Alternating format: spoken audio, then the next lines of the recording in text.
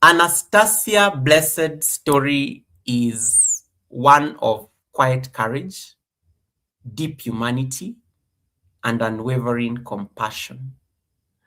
She created a YouTube platform with a clear purpose: to reach mothers and fathers who feel rejected, overwhelmed, or worn down by life's hardest season.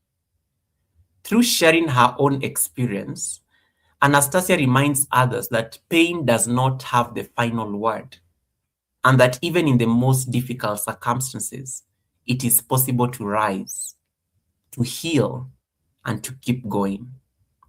She knows loss in its most devastating form. Anastasia lost her only son, and in the midst of that heartbreak, she faced circumstances that no parent should ever have to endure. What stands out, however, is not the tragedy itself, but the strength she displayed within it. In a moment that could have broken her completely, she held on to love, dignity, and faith, choosing endurance when surrender would have been understandable. Beyond her personal journey, Anastasia is known as a rare kind of supporter. She shows up for people fully and generously, without discrimination, without judgment, and without ill will. Her kindness is not selective or conditional when it comes to not just chopping vegetables, but also interacting with the community when she's making the chop chop happen. It is simply who she is. She carries empathy into every interaction, offering encouragement, presence, and understanding to anyone who needs it. Anastasia's life is a testament to resilience rooted in love. Her story does not ask for pity, it offers hope. It tells every parent walking through darkness that they are not alone, and that even after unimaginable loss, it is still possible to stand, to support others, and to choose compassion over and over again. And before I give her a chance to tell us something, allow me to just say this from the onset. Today's conversation touches on very personal and sensitive experiences, including loss and grief.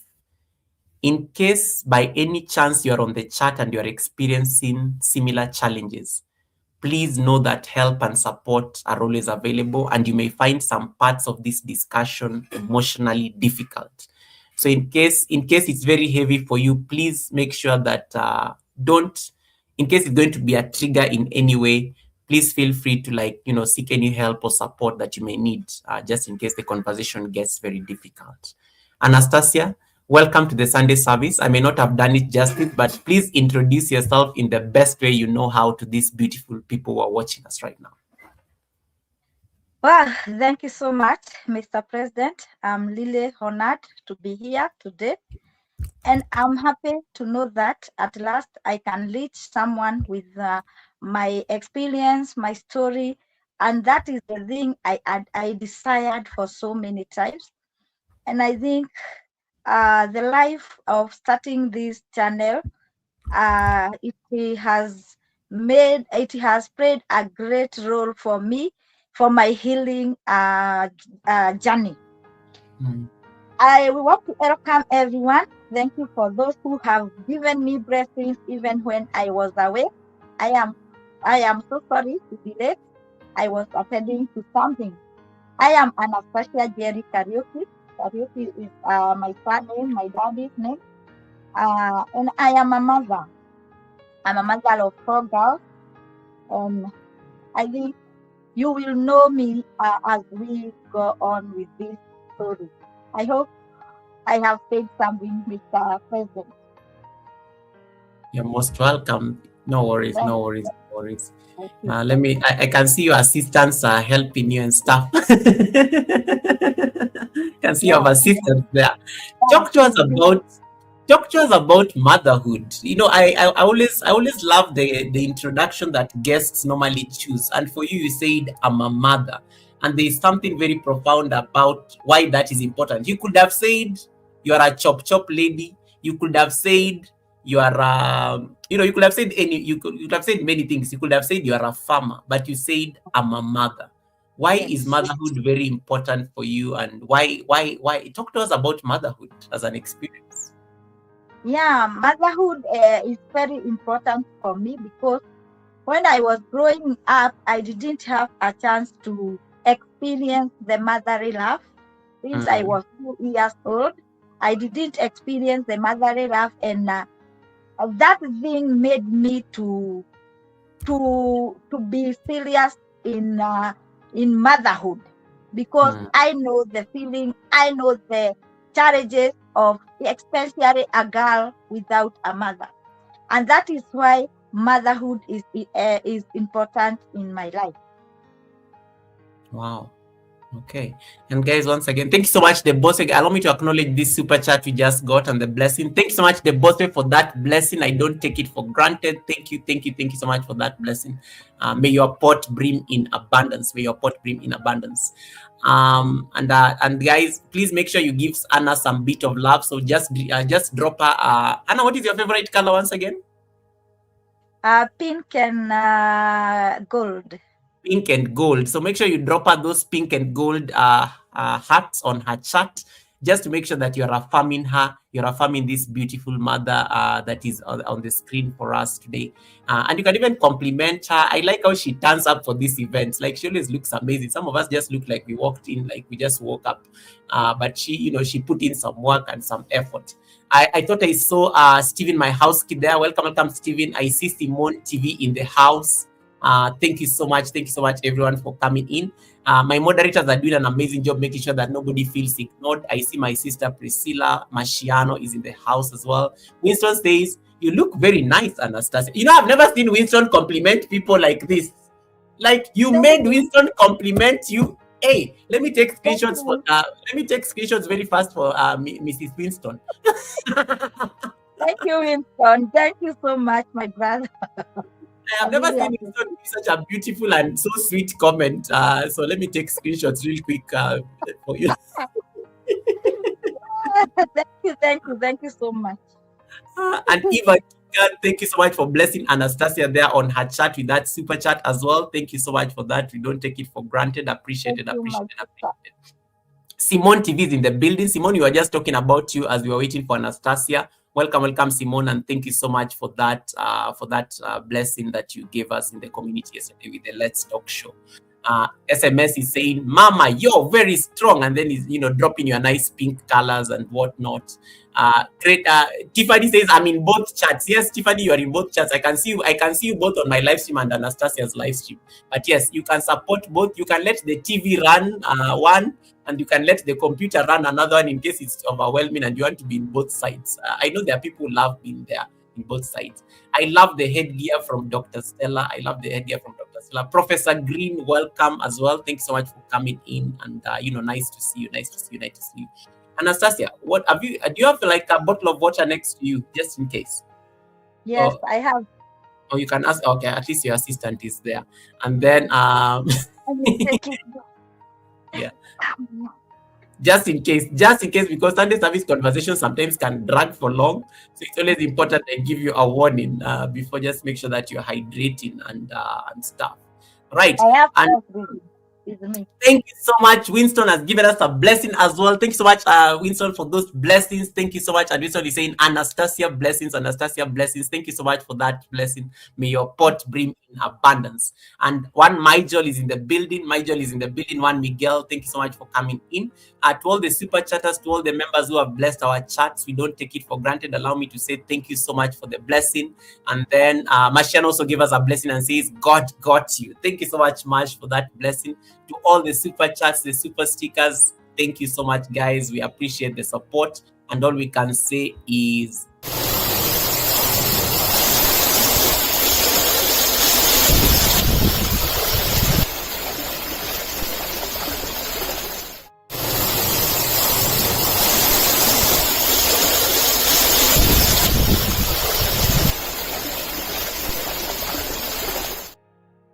may your pots brim in extreme abundance. May your pots brim in extreme abundance. Anastasia, you said something in the introduction, and it's a bit sensitive. I'm going to ask this, and feel free to stop me if you don't want to answer. It's perfectly fine. You said, yeah, you said you did not have the luxury of growing up with a mother, and that is why motherhood is very important for you. Why is that? In case you could share with us, what happened? How comes, how comes that that piece was missing, especially as a young girl? Yeah, thank you for that question. I can't really explain what happened because I was so young. I just find myself without a mama, but with a dad. But later, when I grew up, I had to ask my father what happened because Mhm. my mother began to die. My mother just left and left us alone. We Oh, were wow. 4 of us. I was the last one, 3 boys, and I was the only girl in the house. Mm. And my mother just walked out and just she just walked out and I came to know afterwards what happened because our father tried to explain to us, and it was not easy even to my father. It was hard even to raise us, but Mm. I thank God because as I grow as a girl, I lived with a bitterness throughout my year. When I came Mm. to understand myself, I lived with bitterness because I was wondering, why can a mother do this to a child, a young Mm. child at 2 years old, who didn't even know what is happening? And the thing made me feel a bit live with bitterness because um I was remembering what happened that day he walked Mm. out because I was young 2 years. He left me locked in the house and she told me that she has taken my younger sister who was like 2 months old to the hospital, and she locked me in the house and go. Wow. Imagine now I am when my father came back and my brother came back from school, they find me locked in the house, and I told them, you know how a 2 years girl a child can speak. She cannot say anything that you can understand. But I could try to tell them what my mother told me. And till today I remember she cooked a lot of chapati and left them there.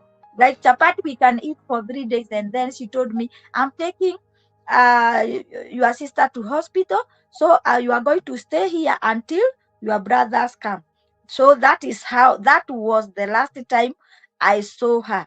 It was back 80s, and that was the last time. Not only me, the last time I saw her, if our young sister. Not only me, even my brothers, even my father, even his brothers, even his parents. Wow. And yeah, that was the last time we saw her. And it is sad because even I remember my grandmother died of depression, thinking about where did uh, this daughter of mine go? And because of that, I went through a lot because I had to be taken this house to this house to this house Mm. to look for how this girl will grow up. So it was not easy for me. Yeah, Can you Wow. I And think so this is so difficult, and I can imagine I'm even just trying to, like, I don't even know what I want to ask, but yeah, let me just catch my breath. So she says she's taking your younger sister to hospital. So yes, your dad comes back, and I'm just trying to imagine, like, even I'm sure that your dad probably reported this issue to the police, yes. like, and Mhm. whatnot. Like, nothing came out of even the police trying to do a search, just nothing. Nothing came out. My dad reported to the police. He even tried to reach out the radio station that those days. Those days Yeah. there was radio station. He tried to reach out, and even her parents tried to do that, but Even no. her own parents, so, like, even her own relatives have no idea where she is. Yes. So Wow. that is how I ended up to be a child without a mother, a 2 years old child without a mother. Gosh. Yeah. Yeah, that's heavy. That's heavy.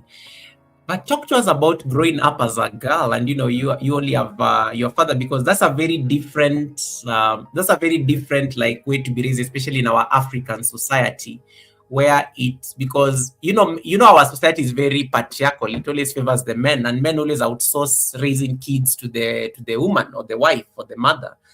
How was it growing up now with only your dad as the parental figure, and you're a girl, and I know you have siblings, but just that experience. How was it for you, especially as a girl, just being raised by your dad?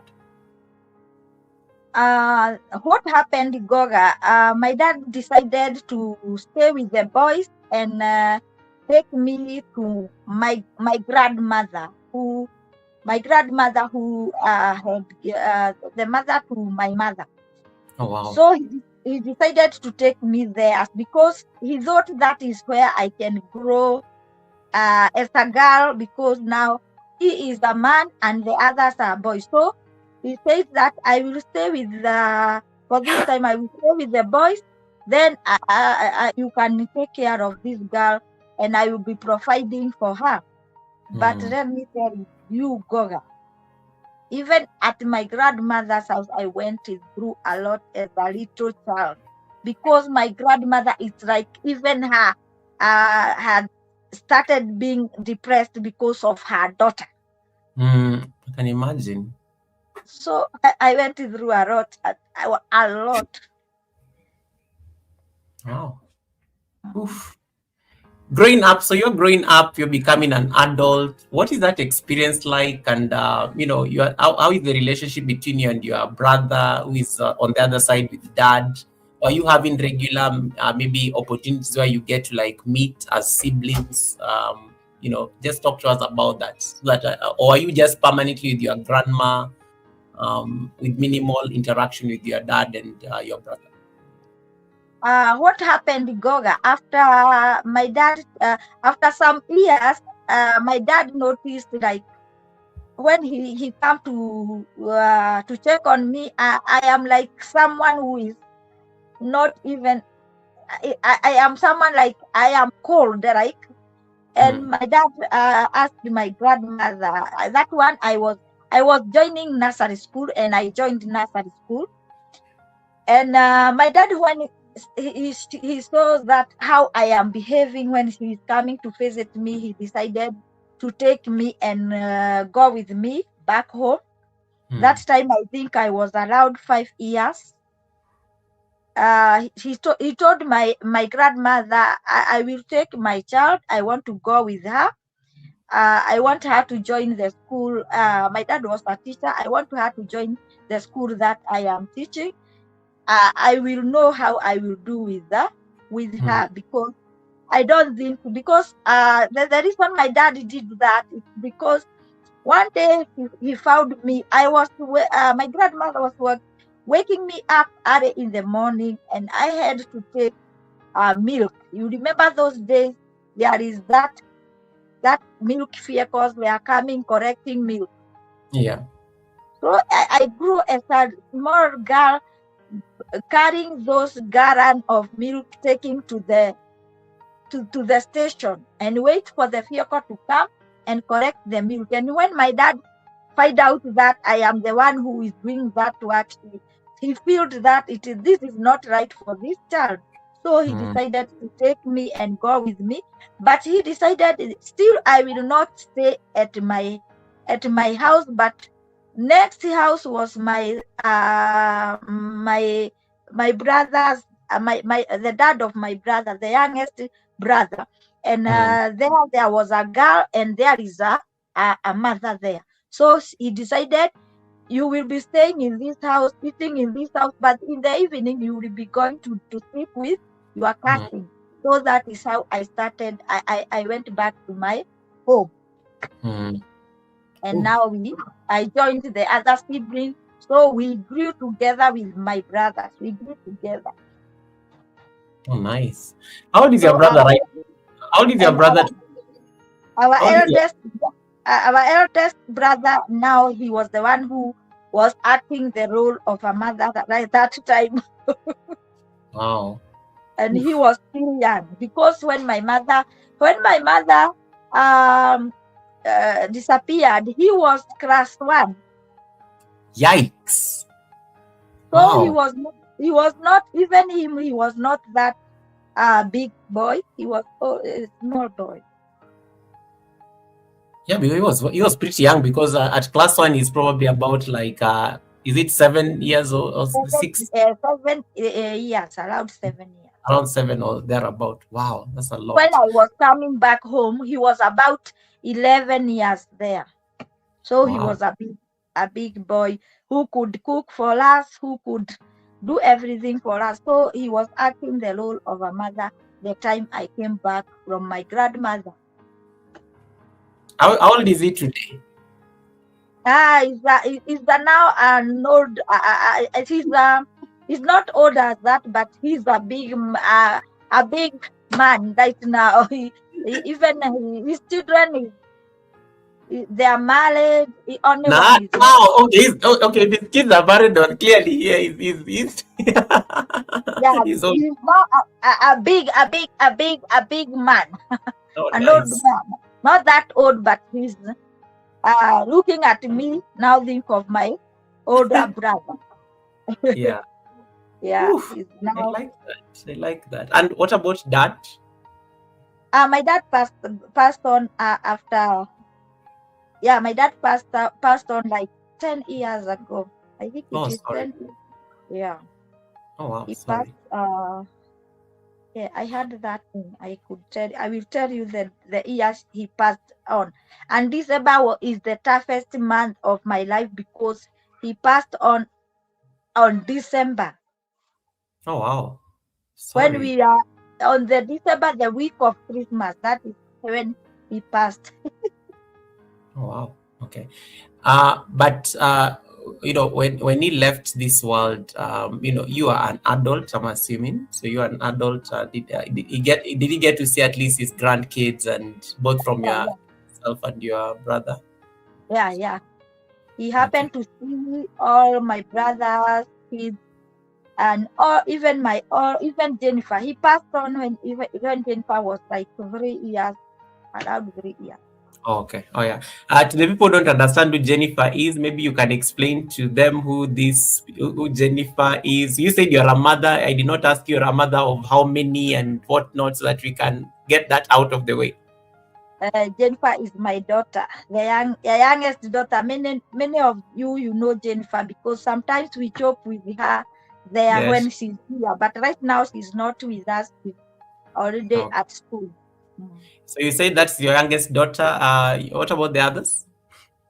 There is the eldest daughter, where we will come there. We will come Hmm. there when I will start saying about me becoming a mother now. Okay, that's good to Yeah. know. Right. And guys, feel free to ask Anna any questions. Feel free to drop hearts. And thank you so much for the support. You are really, I like how people are sending you hugs and hearts on the chat. They Thank just you, enjoy everyone. you a Thank lot you, of beautiful everyone. love on your chat.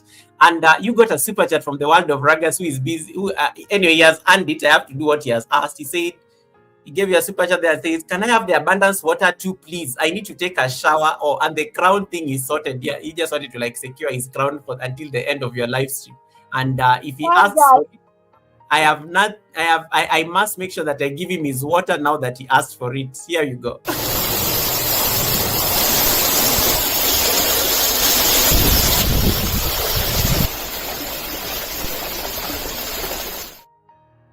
May your pot brim in I hope now abundance. you are showered. I hope you are showered as well. I hope that water was enough for you to shower the world of Ragas. I hope that water was enough for you to shower. That's so funny. Thank you. That's so funny. I like how it came out. I like how it came out and stuff. And Tiffany, who is watching us from Canada, says those are the hardest parts to heal. They get hidden deep beneath all the other struggles. I think she was just making reference to, like when mom just leaves without saying Mm. anything and you have no idea. Like the reason I'm actually having difficulty just reconciling how your mom just left with your little sister is, it is almost easier when you hear somebody died, because at least it Yes, gives you closure, like at yes, least like, yeah, they are no longer in the world, either mhm, something happened and you lost them. But yes, somebody just disappearing off the face of the earth and nobody even knows where they are. It's very difficult to actually close that chapter. mm, And I know even like from where you sit today, I'm sure sometimes you're always wondering, what if she returned today? Like what if? mhm. It's very unsettling. How do you like handle that feeling? Because for me, I think it's just so heavy. So The heavy. Even thinking of that, yeah, that sister, very close sister that she was carrying. Yeah, because she may appear one day if she's still alive, and it's a Mm, possibility, and it's just so much to be able to like deal with that. And I think that's why she says you had to heal in confusion while others were trying to heal too. It's much more confusing because everyone has to heal in their own way. And I think we are yes. going to talk. We are going to talk talk about that. To the people who don't know, you are Anna, so you are Kenyan. Where did you grow up? How was the which part of Kenya did you grow up, and how was that experience? And into shaping who you are as an adult. Yeah, I grew up in Katodo North. Katodo Mm, North. It was still Kiabu. That time it was Kiabu district. Right now it is Kiabu County. yeah, So I grew up in Katodo North. It is not right. far from Thika, where I grew up, because Katodo North is large, but Mm, I am near somewhere Gatokoyo, above Gatokoyo there. mm.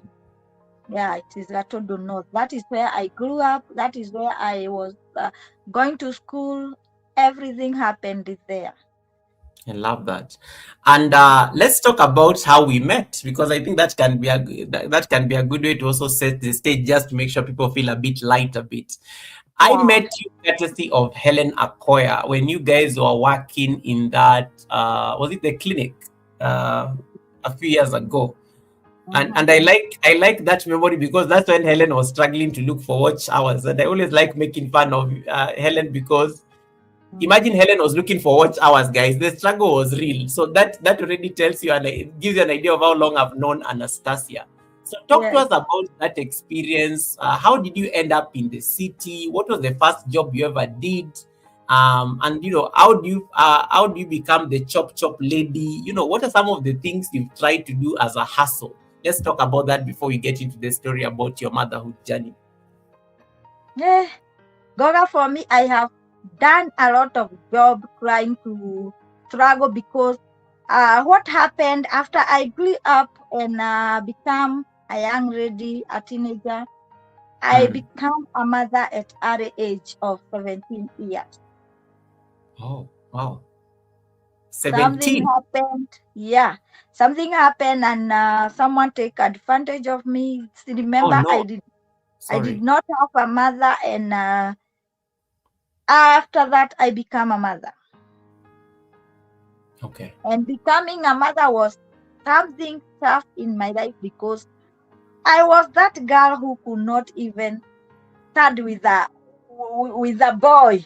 I was that girl who could not, those years, those girls, we were not allowed to go studying with boys, and what, and so many. But me personally, I did it. At my that early age, I was telling myself I want to go to school, be educated, and my idea was I will go and look for my mother one day. And so I was serious, and I was not going out with people, what, those kind of things. I have Mm, never done those kind of things. So I was like living alone, even the school, but I was thinking about so many things. Because I remember when I was like 10 years, I could come back to school and kneel down every day and pray. And wow. I could not pray anything else. I was telling God, bring back my mother. That is what I could only say. And I was crying so hard. And I was a little child. Mm, And now becoming a mother was the thing that break me, like, because I didn't even know that I am pregnant. Oh wow. So 17.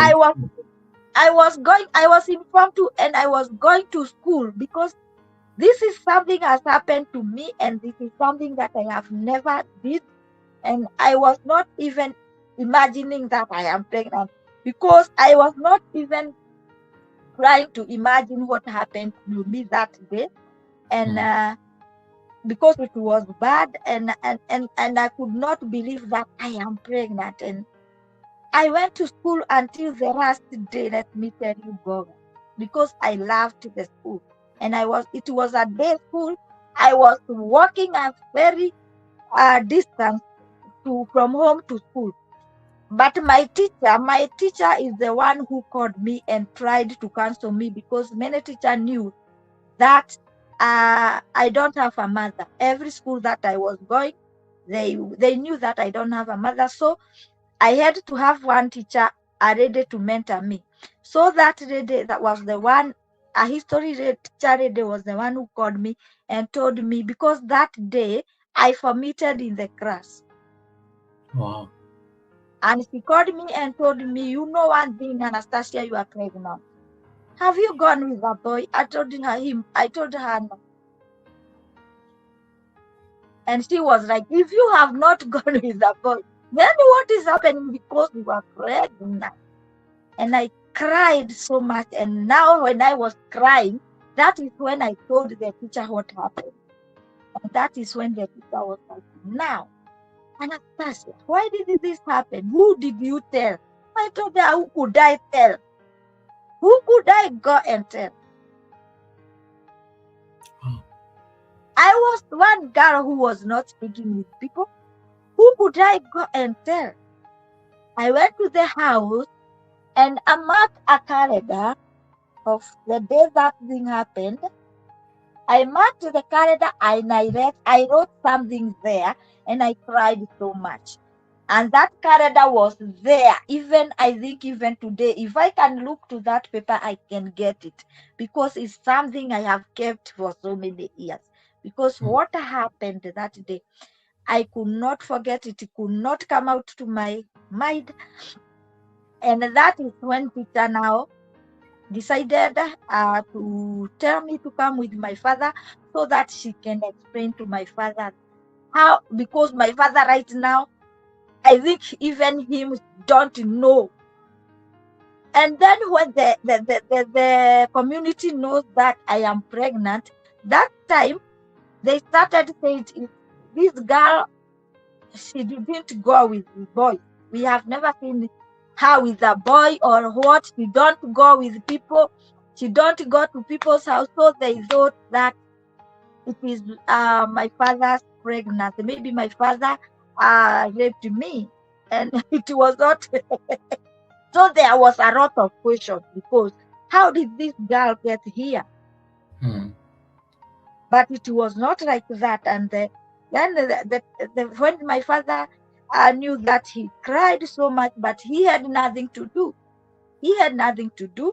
And even his fear was, how will people say? Will they think that I have done this to this little girl, whereby I can't do that to her? I love her so much. I love my children, and I cannot do anything to them. But God's grace, I knew who did it, and I had to tell them who did it. I had to say it. And I said it, and it was not good. And that is how I became a mother as a young girl. That is why I wanted to be a mother who can mother, especially girls, because I gave birth to a girl.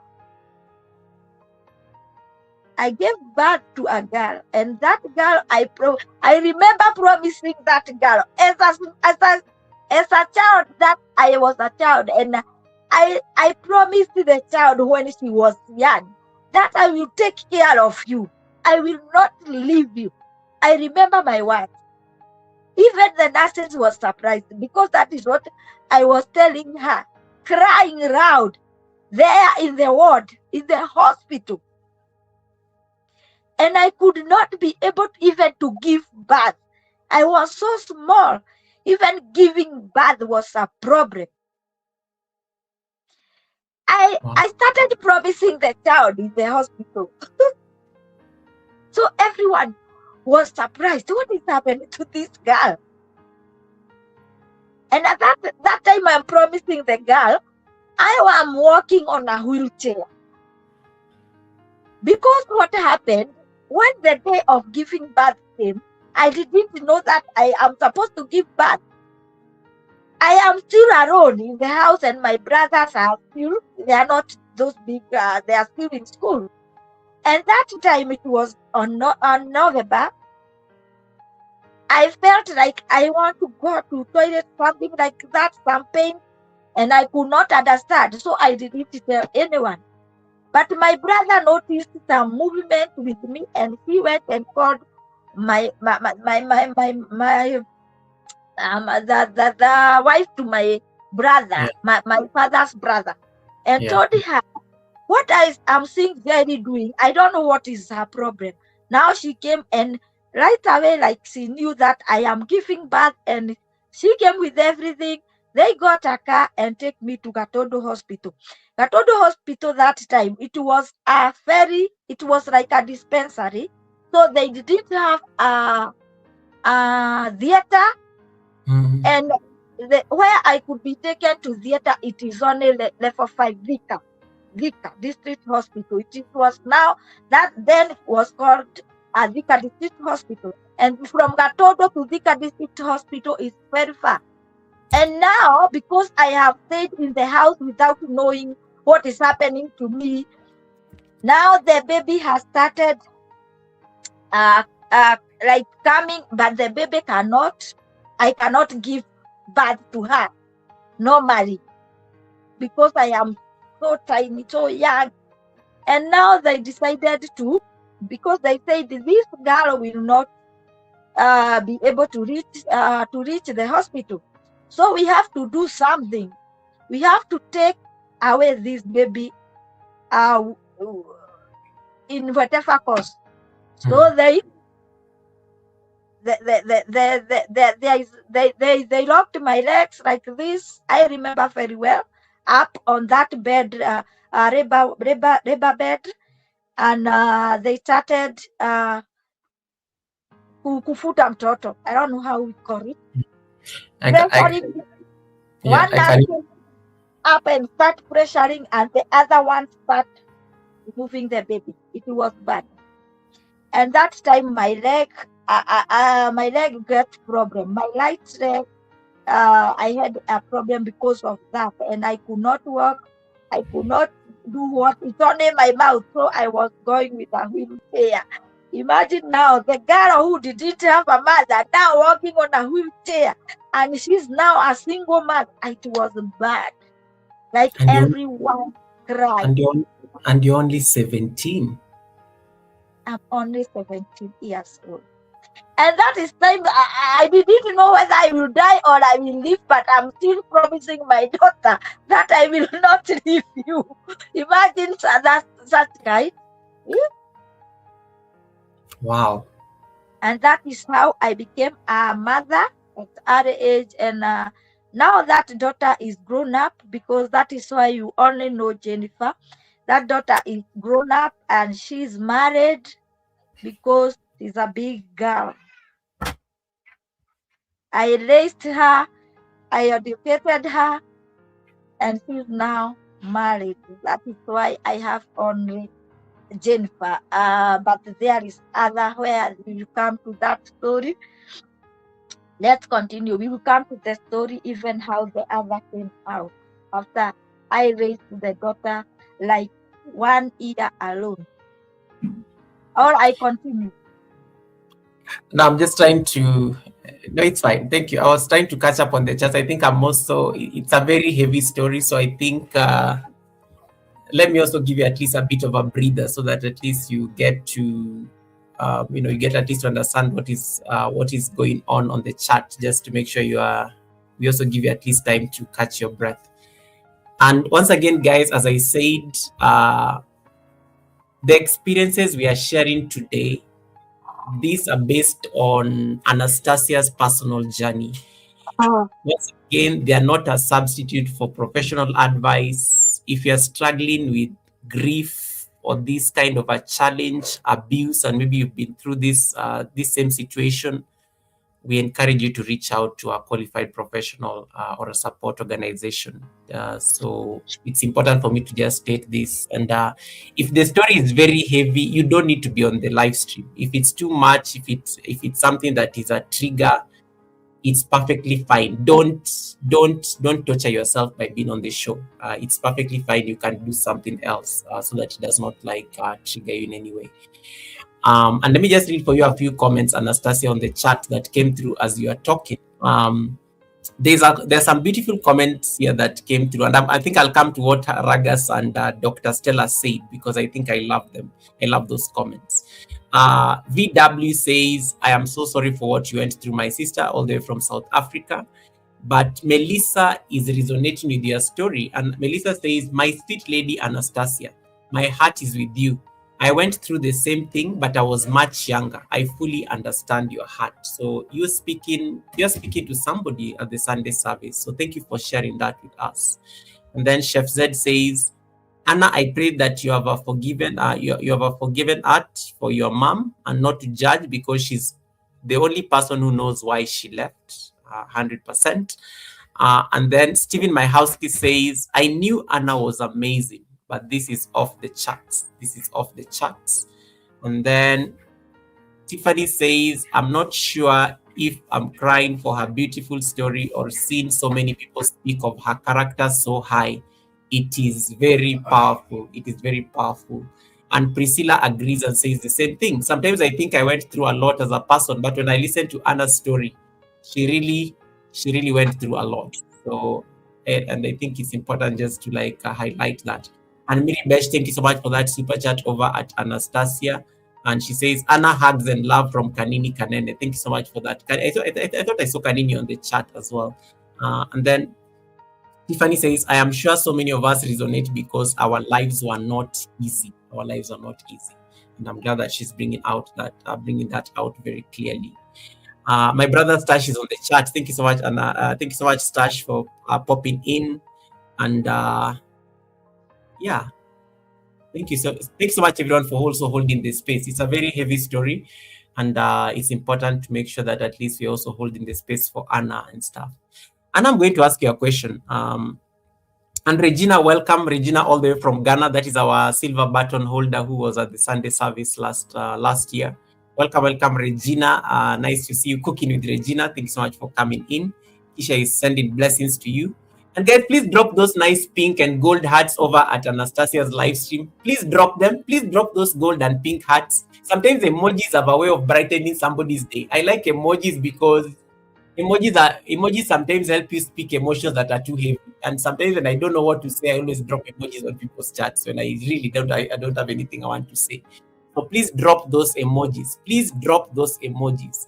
Belinda says, you did well, Anna, in raising her. Congratulations. The fact that you raised that girl up to now, she's became an adult. Now she also has her own family. That's a big deal. And even Anna Kisha says, amen to God, all the glory, all the glory.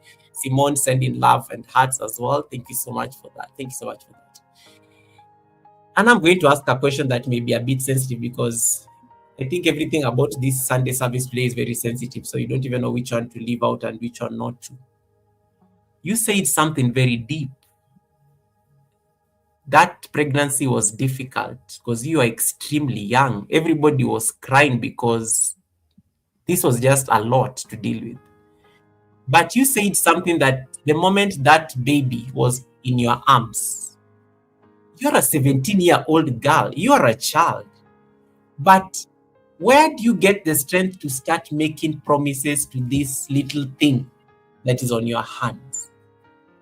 Why was this important? I'm just thinking of that moment right there. What is that thing that, what was that promise? Why was it important for you to make promises to this kid? You are a child, but you're making promises to a child that you are not expecting, a child that you did not even anticipate, a child that was the society was definitely going to judge you from that lens. The society had to deal with the aftermath of this pregnancy. Why was it important, that moment, making promises to this kid? Yeah, thank you so much. I told you I grew with a lot of bitterness because of my mother, and I was promising myself as I grow as a girl, and I was always saying I will never uh, leave my children. And I Mm. was telling myself, I was when we were talking about marriage, I could say I will get married, but I will never leave my children. I better die with them than to leave them. So I think that thing stuck to my mind, and that is when I started telling the child, because I saw the nurses carrying the children, the child going with the child. And it was painful to me to see the child is now carried. I cannot walk. And so I was pointing the child, saying, I'm not leaving you. And I was thinking that maybe they will think of taking away this child from me because I am young. That thing came to my mind. And I was shouting to them, telling them, I can't leave my child. I will never leave that child. Yeah. I Sorry, Anna, we lost you there briefly. I think there's a technical hitch. And thank you so much, Miss TikTok, for that membership. I appreciate that membership. And once again, guys, if you're not connected to Anastasia, her channel is pinned on top of my chat. Be part of that beautiful community as we continue listening to her story. That's her channel. Miss TikTok, thank you so much for that membership. I really appreciate the support.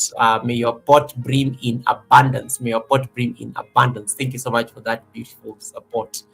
And then we also have we got a very nice, beautiful comment from I think the world of Ragas. I love that comment. As long I as think, I know, yes, welcome back, Anna. thank you. I think my network is misbehaving, but But don't worry, you're back now. No worries. No technology formed against us is going to. Yesterday Simone was making a prayer on her live stream, and I liked that prayer because she said, "We pray that technology does not interrupt." I've yeah, never heard such a prayer on YouTube. It was so beautiful. Like we should be even praying even for even technology. father even father prayed for the Wi-Fi yesterday. I like Not that. to, I like that. So at least, guys, when you start your live streams, can you pray for technology not to do that thing? I think it's important. I think it's a very powerful prayer, to be honest. Anyway, so let's go on. Anna, you are talking. You're on your. You're saying something before you froze. yeah, I was saying that is why I think that is why I was promising the child with courage. Even though, Goga, I carried a pregnancy for 9 months, and I didn't have even a cloth, to hold the child for Mm. 9 months. Even when I was taken to the hospital, I didn't have anything. I know nothing. I don't know whether I was thinking that the children are given clothes in the hospital. I really don't know, because no one told me about the pregnancy. No one was there to tell me this child needs clothes or what. So when I was taken to the hospital is the time they went out to buy things to hold the baby. Wow. Mhm. You leave the hospital, so you go back home. You are a mother at 17. What is life like? What is the reality? Your dad is home, your siblings are home. Where do you even go, Anna? Like, which home did you even go to? How do you learn mothering? Because it's something that is totally new to you. Let me tell you, Goga, what happened that time. I remember I told you I was sleeping at my other That is your mother, your uncle's. the brother to my dad's house, where there was Mm. a mother. When the mother knew that I was pregnant, he told my father he cannot stay with me any longer. Wow. And she knew all the story, what happened. She knew everything. She knew everything. So my father, he could not know what to do, but he took me to our house. But that time the boys had their own house outside the main house, and I was given the other room that boys was living that before I came. So I started living there. And now I know nothing about pregnant. Even that mother didn't even take time to tell me anything about raising a child, or about take me like her child. She didn't even bother. So and my father could not tell me anything. Those elements, they could not tell girls anything. They are not like today's father. They didn't. He could not tell me anything about the pregnancy, about the child. So I think he was even there in his room crying. I don't know. I know he was crying all day. So I knew I have given my father a hard time, though he didn't want to show me. So I stayed there, and that is where I was sick when I was taken to hospital, and that is where I returned when I was taken home. And now I have started my life, but thanks God, there was people who were helping me. Some area people was coming to look for me, wash clothes for me. Even the young girls who were my friends, though their mother was telling them not to come to me. Those days when you give birth, You all become your the age mates are told not to come to you, but they knew me, and they knew what happened to me. So they were hiding from their mothers, and they to came come and see you. and come and help me. So they helped me until the time I started walking by myself. Then I started washing my clothes, child's clothes, and that is time I started. I had now to think, what will I do now? This child needs. What will I do? Now I started looking for hustle, and I went to one of my cousins who was having a wife at that time, and that wife was very, very, very good. So I told her, now you have to be giving me, and even she was the one who took me to hospital.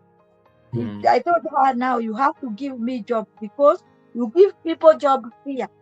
They wash clothes for you, and they carry water for they do uh fetch water for you. So I asked a job from her, and she told me, you have just given birth 2 months ago. Will you be able? I told her, I have to do it. And she was a very supportive lady. So she told me, you will not be fetching water. You will be doing the housework, like washing clothes, what. Then you get money to raise your child. So I started doing that job. And that is how I started raising my child. Now I have to start being responsible, because who else will give me everything? My father at that time, he has retired and he had nothing. Huh? So now I have to start, and then no brother is working. No one is working. The eldest brother is the one who is now was starting to work, and he got married even before he started working. So he's struggling there. Now I have to struggle. So that is how I started motherhood. So I was carrying my child. We go there in the morning. We wash the clothes. We wash the house. Wash the utensils. Get the money. Buy food. And we ate with my dad and my child. Wow. Um. So let's talk about. So they. You are, at least you also becoming of age, because you shortly turn 18. Now you're an adult. Mm. The baby is growing as well. You are now looking for hustles and things like this. What was the relationship between? How was the relationship between you and your dad? Because your dad is dealing with societal stigma. Number Yeah. one. And of course he can't show you, and I can actually see why it was important for your dad when you say he locked himself in a room, because this is the man who was struggling as much as possible to make sure there is a female figure who is helping raise you, despite, because he could not trust himself to actually be the one to raise a girl, because he knew the challenges that comes with raising a girl child. So what was the relationship like as the granddaughter is growing and you are there and trying to find the ways to also like make something? Was he still teaching as well, or he had retired, or what was that like? Already he has retired because my father get married when he was old. He was old when he was getting married, so he Mm, was old and he has already retired. And now when he saw that I am capable of raising this child, I'm not bothering him. As I think he didn't bother so much as long as I am coming home, and he knew where I am going in the morning. So he was just there. I raised the child, but I didn't raise the child alone for long because I was feeling very bad, Gora, because I had promised myself I will not give birth until I get married. Now I have a child. What will I do? I wanted to go to school. I didn't finish the school. I was feeling very bad, and I was I was ready to marry. I was ready to marry anyone who will come on my way. I don't want to stay single because the single mother life, that is the thing I hated in my life. I didn't want it to happen to me. So that time I didn't raise this child for long alone. When he was like 1 years and a half, that is when I met a guy, mm, and this guy told me that he want to marry me. And imagine now I want just to marry anyone. And I think he read my mind, and I don't know the guy. Imagine how foolish I was. I didn't know the guy. He was not of my tribe, and he was not of my village. He just came to work around that mm. village. And that guy so keep on telling me, "Oh, you are a good girl, a hardworking girl. I want to marry you." Imagine a foolish girl without knowing the girl, because honest he wants not to be single. Single mother. He followed the guy with her child. Because even the village was judging me all the time. You could hear women telling me big words, and I was tired. I need to come out of this village. And I followed that guy. Let me tell you, God, I don't know the guy. I don't know where he came from, and I don't know even I don't know which tribe he is. I went to know later which tribe he is, and I followed him. And now I was happy. I have become a wife. Wife. I And was let's talk about that, because I think that's a very powerful statement. And I think Belinda Melvin says it very well, that the societal stigma is so real that it can end up pushing you to do certain things, because for you, see, it is what people are saying, that, and for you, this tag of being called a single mother, it yeah. is like it is giving you sleepless night. It is making you like uncomfortable. The people in the village are talking. So anybody that came your way and was willing to take you and your daughter, it was I not was even like ready. you are ready, I because was it's a very easy decision to make, because it's going to take this burden off your back. I totally get it. I totally get it. So what is that? What is your what knowing what you know now? What is that one piece of advice you will give the single mothers? Um, in your even the young girl. Don't for anyone because you are stressed, or because you want to come out of something that is making you feel like you don't fit in the community. Love yourself first. You better go and find job and raise your child than follow a man because you want to become a wife. Oof. Because that is what I did. I followed the man because I want to become my wife, and I want to run away from these questions, people speaking about me all the time, and pointing finger all the time. I can't even walk on the road. I'm going hiding. Like you don't have freedom and you are in your own community. So I Yeah. had to run away with this man. I had to run away. And now, man, that man knew that the girl has run away from home. And he knew very well I am taking advantage of this girl because of her situation. I know Yeah. that man knew that what he was doing. And he knew that I am innocent. And he knew that this girl hajajichanganya. He was Yeah. a Luya. Now I have followed someone from another community. I don't know where he has come from. I don't know anything about anything. And I have carried my baby and went in the house with him. And we started a life, which I have never, I don't know. I even don't know what a wife is supposed to do.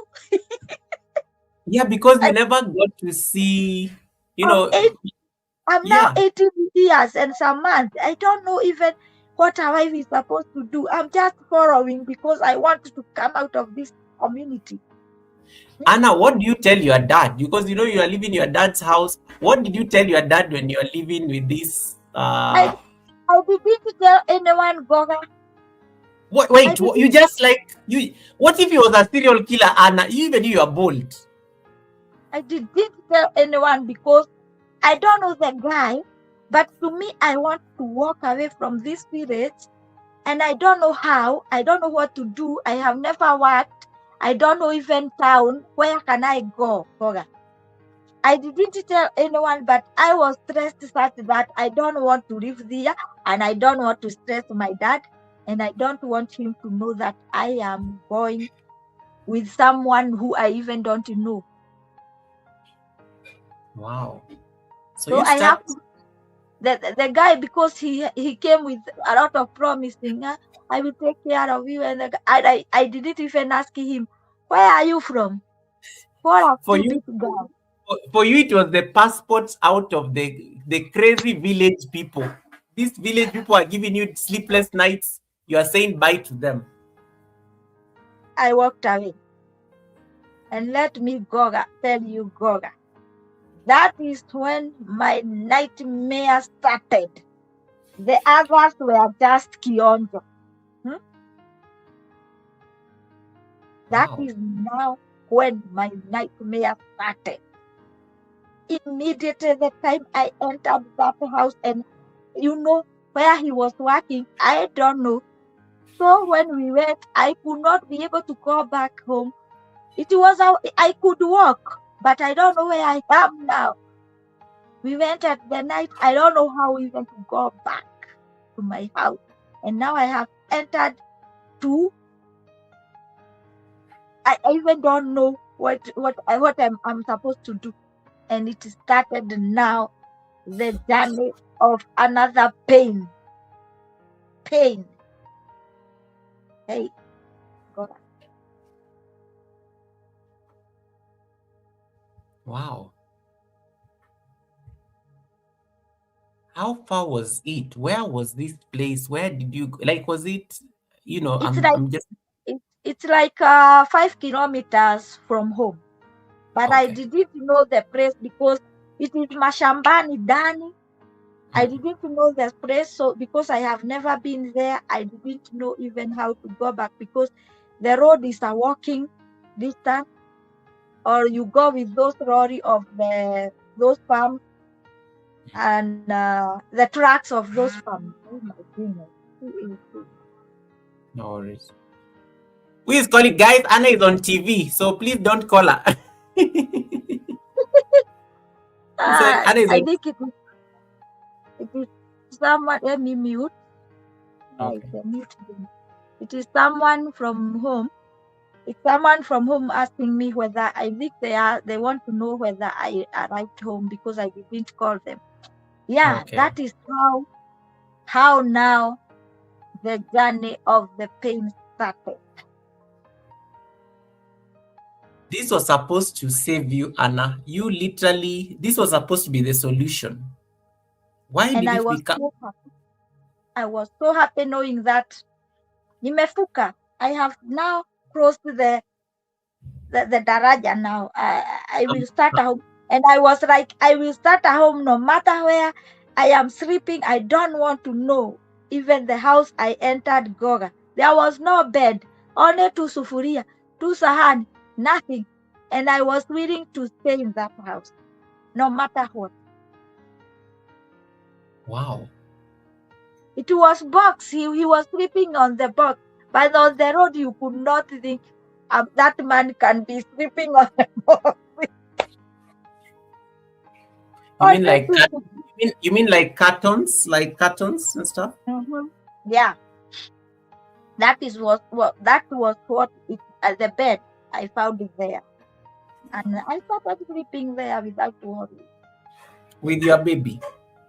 with my baby there, and I was okay. I was okay. I didn't mind anything because I Um, knew we can come out from something, and I was willing to sleep even on the floor, but I have to come out from that village. yeah, I get Yeah. it. Wow. How did it become your second nightmare? Because for me, I was thinking that this could have been now a victory lap. I have a husband. I'm a wife. Now, society, where are you people? Are you seeing my husband? You know, Yeah, why did it you be, know, you why know, did it become a source of agony as opposed to victory? the guy when the guy told me he want to go with me. He said he want to marry me, take me to his parent home, and live with me as a wife. And I followed him, and I think he was a big guy, like 28 years old. So to my thought, I thought, this guy can be a good Yeah, man and a serious man because mature and he's stuff. Yeah. mature. So I followed him, and I think the guy he wanted only just to take advantage of me for some days, and then you had to go back. So he started after 1 week. I had to. It was mashambani in the farm, and I told him I can't stay in the house. I want to do work some work. You can take me to the mashamban, the farm that you are working. I start working, and Mm. he told me I find a job there and start working, like picking the coffee. And I Wow. didn't know how to pick the coffee, like coffee of work, but I started picking the coffee and get some money. But the guy, the time I started, after 1 week, that week he was providing food, everything, but after 1 week he stopped providing food. So my Mm. picking coffee is the one which is providing food. I started providing food for 1 week, week married, ready. And now I am giving the child in that farm. There is somewhere where mothers leave the children. The farm pays a mama to Oh, look to after take the care of them. children. Yeah, Yeah. you come when coming back from work, you come picking your child, and children were they were being cooked some porridge. Yeah, not this one. I don't have the picture of that farm. We will come to Oh, this. oh, we'll come to this. So I thought it was one of these. Okay, cool. Yeah, I don't have picture of that farm. I didn't even know how to take pictures. But the first picture with that girl, that is when I was in school. That Mm. time is the time I will get pregnant now. The first picture there where I am with another girl. That is Uh, let me pull it up. Don't worry. Just that carry is on. when I was in school. If you look at it very well, This one, the girl in yellow, right? yeah, it was Uh, a, I am with a pink pullover. Don't know whether it's a pullover or a sweater. That is this I am a young girl, a very young one. My dad took me. My dad took me to church when I was this age. I was like 12 years, and this is my older brother. oh, wow. Okay. I am Okay. the one in this. This is in between my brother and the yellow girl. That is me being taken to church by my father. Oh, My nice. father is here also. I think I didn't take him. He's Let me see that I there. can. So you say the one where you're wearing a pink pullover. That is the year I think I get pregnant. Let me see whether it's this one. The I'm one, squinting. yeah, this one. You see Oh how young wow! I am? Oh, you so young. I love your hair. That is me when I was in school. This was my friend. Oh wow! You look amazing. We have just come from exam, and we decided to take a photo. Oh wow! Okay. Now that this is the girl that will get pregnant. That I love it. I love this picture. There's just something about it. There's just something about it here. we didn't know even how to pose. No, I love it. I love it. It's so. Let me just say. Yeah. You know, God loves His people. God loves his people. Eh? Look Now at see you. that. Look at you now, Anna. Like, wait. Okay, guys, we are going to like look at these pictures a bit, and then we continue with the conversation. Let us look at these pictures because I'm getting receipts on this live stream today. Uh, so let me start with the let me start Now, with the now here, hmm. here I am the one with the white short sleeve blouse. Oh, with the brown wrap on your waist. This time I am having the the boy and the another girl. Now I have 3 children here. I don't know 20 how many years. I am What? 20 something years We are coming to here. that. We are coming back to that story, and then Yeah. so this I is am working. I am working in a farm. This is a farm. I was working in another farm. Now here is in Vika. This is Blue Post, where you see that farm. Now is an estate oh called Bahati Estate. It was a farm those days. okay, and then We were, let me see. Then what's going on? This is still the same farm. yeah, this is still the same farm, and this was my supervisor, and she loved me so much. So she told me to let us take a picture for me to remembering you because Oh wow! you are a very hardworking girl. So Wow. this madam was my supervisor, and she loved me so much. This is me with the yellow. Yeah, hey, Goga, You leave me love alone. you love yellow though. I mean, look at the gold has been consistent in your life. Yeah, Okay, and then there is this. You see, you love this color. Like there's just gold going on everywhere, even from back in the day. yeah. This is This is still at the me. farm. This also my supervisor at the farm. And I have picked the beans. So he's doing the when you pick those beans. These are Yeah. French. They are called French bean or what? Oh yeah, Machine. the French beans. Yeah. But we were calling them the runner beans because they are big one. No? We Okay. didn't. We were not farming the small one. So I have already picked the beans, and now I have taken it to the shade. That is the shade supervisor. This is the shade supervisor with black coat. You know me. I have my beans there, and the other lady has the beans there. Yeah. Uh, Wow. This is this is wow. And I just like how you've not changed much, Anna. You just look the same. How many years ago was this? this is so many years ago. This is Wow. so many. I think this is 2000 and around 2004, 2003 there. Wow, that's a long time ago. Look at that. Yeah. Like, and you've kind of Mm. remained the same pretty much. You've aged well. You've aged well. Yeah. Um I could do any job to raise my children. And that time, remember, I am raising 3 children all by myself. Mm. Because when I joined the man now, he didn't tell me to walk out on the house after 1 week, but what he did, he stopped giving me food or anything, and I started buying food, and he was coming and eating the food. Then And he started you're still living in the same house. in the same house. You know, the house is his. Yeah. Me, I don't have a house, and he started beating me. Oh no.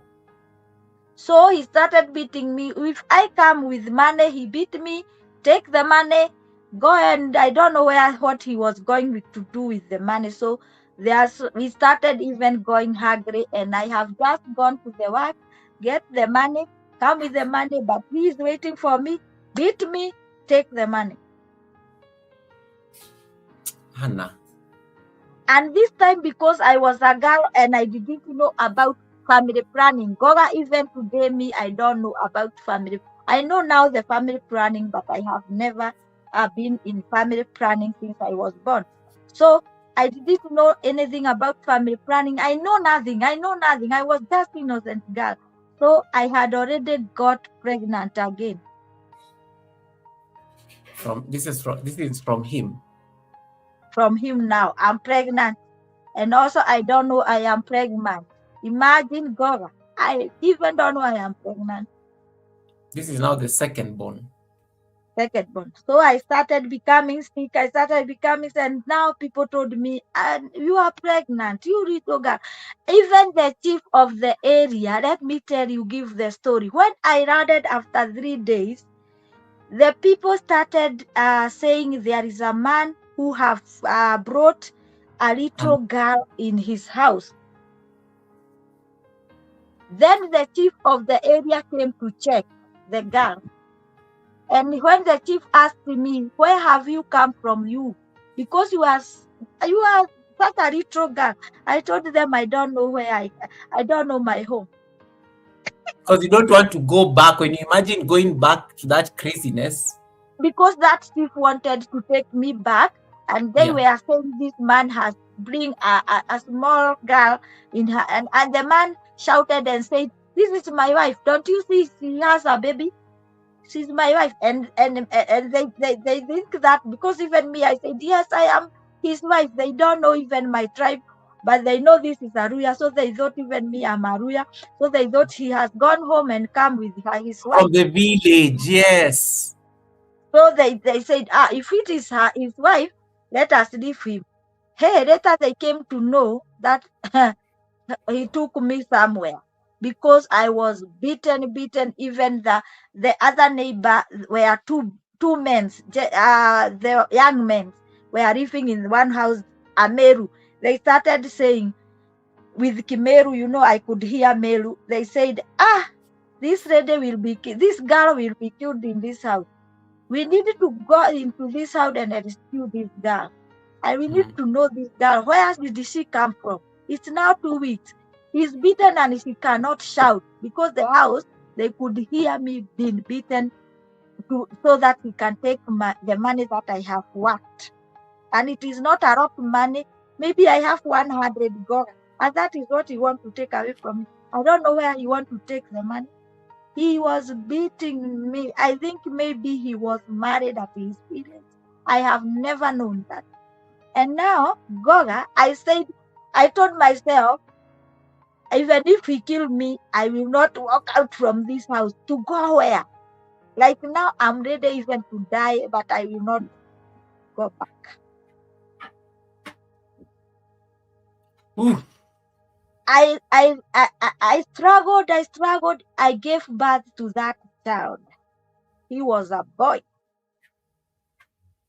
Your first son. my first son. And I raised the son. I struggled. I am the one who is still raising the son. When the labor pain came, the ladies around there were the one who took me to another lady. It was somewhere remote, where to be taken also to the hospital. There is no car, there is nothing, and we are inside where there is even no road. So there was a lady who was helping people to give birth. That is where I was taken and A give birth midwife. in the evening. And that time I have come out from the work. And all the people from the work, they said, we will help this girl because this girl is so young, but she don't want to tell us where she came from. We don't know whether for sure he's the wife to this guy or this guy took her somewhere. Because the way this guy treats to this girl, he must be have taken her somewhere and cheated her to come here. So they went, they all they said we are all giving money to one person. This person go and buy food, bring to this girl food because the man will not take food, everything for the child, and then we will be looking after this girl until she will be able to come back to work. Wow. That is what they did. They bought food that I ate for 2 months, Wow. and they were coming to check on me every day. After 2 months, I went back with my 2 children to work, leaving them in the same. The lady who takes care of kids and workers are at the farm. But let me tell you, Goga, before even the baby, before even the baby gets to 1 year, I was pregnant again, and I didn't also know that I am pregnant. And I am the one who is now raising the children. It's like I am living with a man, but I am still a single. But it's like I'm feeling, at least let me live here, even though I am beaten. Because I remember even when I give birth to this third child, he bet me the first day to give him the money I had. That time I was taken to hospital by one of the neighbors who had a car, and he said he took me to hospital. That man, he was like my father. He said, I'm taking this girl to hospital, pay everything, and he bought me everything for the child. So it was those people who were surrounding me who was taking care of me when I am no one to take care. And they were telling me, even I remember that man telling me, don't go back to that man. I will give you a house in this plot of mine. And he gave me the house. But you Wow. know what happened? The man was coming to that house, beat me, carry everything that I am given, and tell me, if you will not come back to that house, this is what you will be getting. So you are not safe. I will be coming here. And I am now like this, that I could not even tell anyone. Because he tells me, if you tell that man this is what I have done to you, you will know who I am. Make sure you come back to that house. So I could not even eat. He took everything until Arede, who was my neighbor, told the man that who has given me a house what is happening in that plot. And the man now decided, tell her girls, this girl is of your age. So what you will be doing? In the morning, bring tea to her. The last time, bring food for her and the children. Evening, bring food. Want to Wow. see what that man will be taking from her. Let me tell you, that man gave me food. But until 2 months, I went back to the work. And when I was going to the work, he waited me somewhere and beat me thoroughly. Beat me like. And I remember I am now with 3 children. And all their little children. He beat me and told me, if today you are not coming back to that house, I will kill you. And I was not ready to die. Oh, leave my children. I had to carry my children and go back to that house. So if we die, all of us. And remember, the man is not providing. And now I was given a house, and I have to leave the house and go. And even that man came and asked me, what is wrong with you, girl? I I wish I knew where you have come from. I could take you back to Wow. where you have come from today. because it is like you are given something, like your mind is not working. Your mind is not working. So everybody was worried about me, and until they became tired of me, and because they don't know me. And I stayed there for about 3 good years with that kind of life. Wow. And that is when I decided now to walk out and go and start a life. And I started asking people, where can I go to start a life? And that is when I came to slum, that slum where I was living. And that is where I started my life with my children. But you know what, Gora? That man looked for me until he knew where I was living and came and beat me. When does it stop, Anna? Like, I'm just getting so angry, worked up, and Beat me like I was dying. Broke my head. My heart, I don't know what. And now I started becoming depressed. I am like, he could come, leave me, beat me, do everything that thing. It was like, and tell me, if you try, I can sit here and do everything. And I was like, I was crying, asking, what did I do to you? Why are you doing this to me? You don't know me. Why do you take me from my home? And this is what you are doing. Why are you following me? I decided to walk out. I started pleading with him and told him, please, if you only want me to be your wife, if that is what you want, take me now, take me to your parents. I will live there. You just come back to town and do whatever you want. Imagine kneeling down to a man and telling a man that I am a small girl and now I am looking like an old lady that time. Because I'm depressed, I could not, my head started like I am dying. My backbone started even, I started being depressed because I could not know even when I am wearing a white shoe or a white shoe in this leg, black shoe in this leg. I was walking like a mad lady. Goga, I was about to run mad. I would have gone mad. I'm just trying to.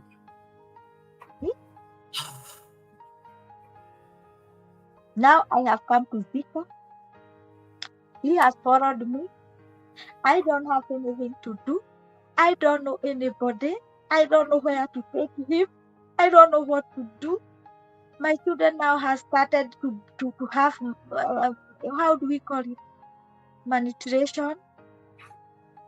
Yeah, because they're not eating well, and it's just a Yeah, lot. they started, the children got you could touch a child like this and get a hole at the cheek, like the boy. The boy malnutrition affected the boy so much because that is what killed my child. Hold that thought. People are getting so angry over this man. I just want, so most of us are like, ako happy to come salimie. Where is it we Even go and even today, Goga, I don't know. I didn't know him. I didn't know where he has come from. I don't know whether he's still alive or he's dead. I don't know. Shana is asking a very important question. In all this, she's thinking about your dad. You know, this feels like the story of the prodigal son. Anna, were you thinking about your dad? Were you in communication with your dad? No one. They even were looking to me. They thought, is this Your lady sister, also your get brother? lost like her mother? They didn't know where I am. No one knew for those 3. I met them after 5 years, Goga, 5 good years. Because I What? didn't want to meet anyone because even I knew everyone will judge me if they judged me that day. What about now? I have now more children. I don't know who I am. Now they will judge me more. So that is what I was thinking. They saw me after 5 years and my dad cried. He cried because you could not look at me 2 times. You could not look because the children, how I am, you could not even, no one could even know who it is me. Nimechapa, unafianga kuchapa. Nimezeeka like I am like an old woman. And I am 20, I don't know, 24.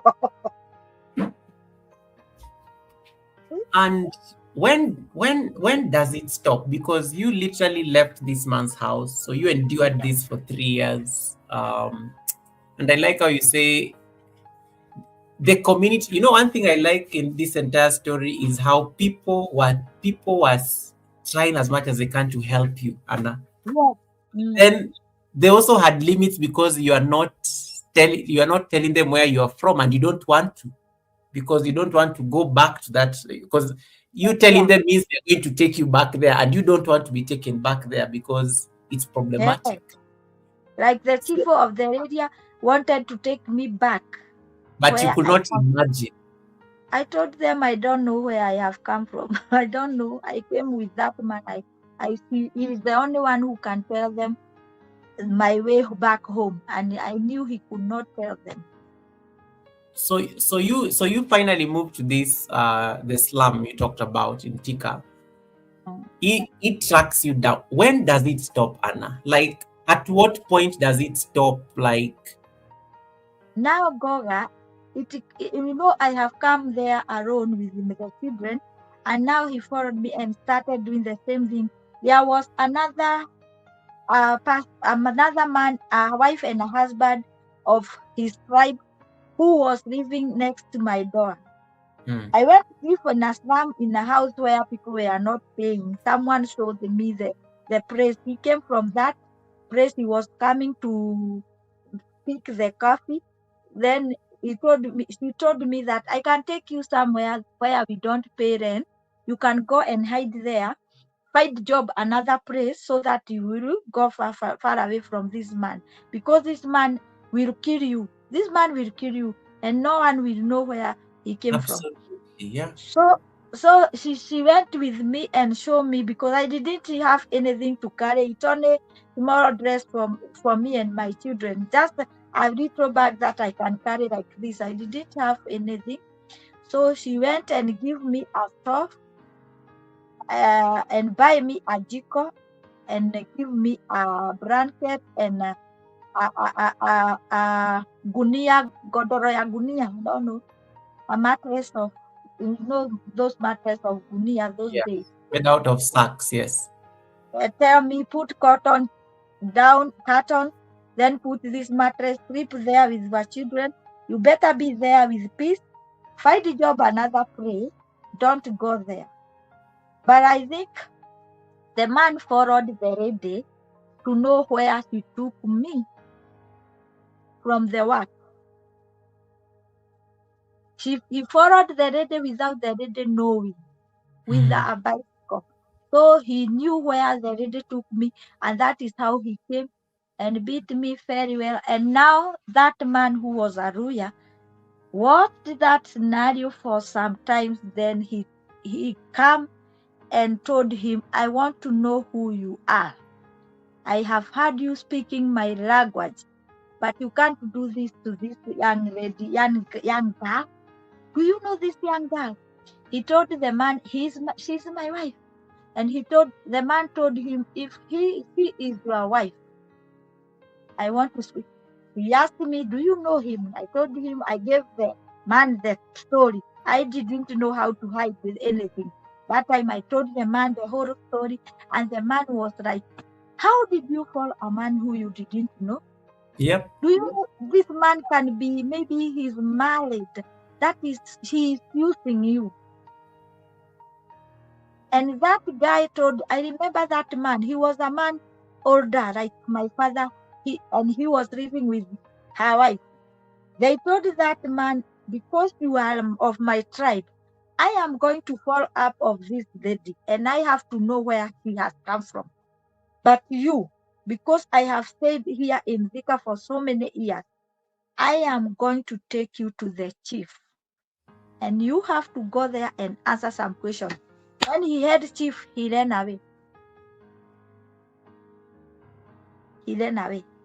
Go after he ran away. That is when the man, I told the man about my home, and he told me, I have to take you to see your people. I will take you by force. And that man took me to my people. My people was like, are you the one? Or Did you say after 5 years, Anna? now it is after 5 years, because we stayed there, and now I am in the slum. It's about 2 years. No one knows where I am. And that is the time I knew these people still love me, though they rejected me, they still love me. And that is when that man is the one who, the royal man who brought me home. That is when he told me, we will go back with you. I will take you somewhere. You look for job, you feed your children. He is the Wow. one who took me with her wife in that shamba, Mesiri shamba, to be working there.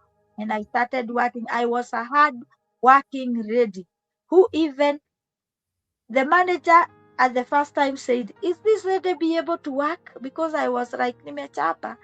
And Yeah. that man pleaded with the manager and told the manager, please give this lady a job. Even if it is wedding, give her, because he has children who want to eat. And the children are dying. Children are dying. When he heard that my children are dying, he gave me job. And he came to love me later because of how my job was good. And that is how I came back to see my people. Otherwise, I don't know, I could die and they will never see me. So what happened? The guy didn't stop coming. Hmm. He does everything. Now he came early in the morning, do rape me, do everything, beat me, do like I was crying, like crying, crying, crying. So he was doing bad things to me. And at that time, that guy told me, you know what? I will not let this man. Goga, before that man did that, you know what I did? I wake up early in the morning and said, today if this man will come, I will burn him with this water. Now I have become now like Wow. It has gotten to that point. I said, he will not rape me today. He will not do that to me today. I put water on the stove and I said, I will burn him if he came, because he was not doing good. He was doing bad things to me. I will not stay here. But like he could tear out all my inner and do whatever he wants.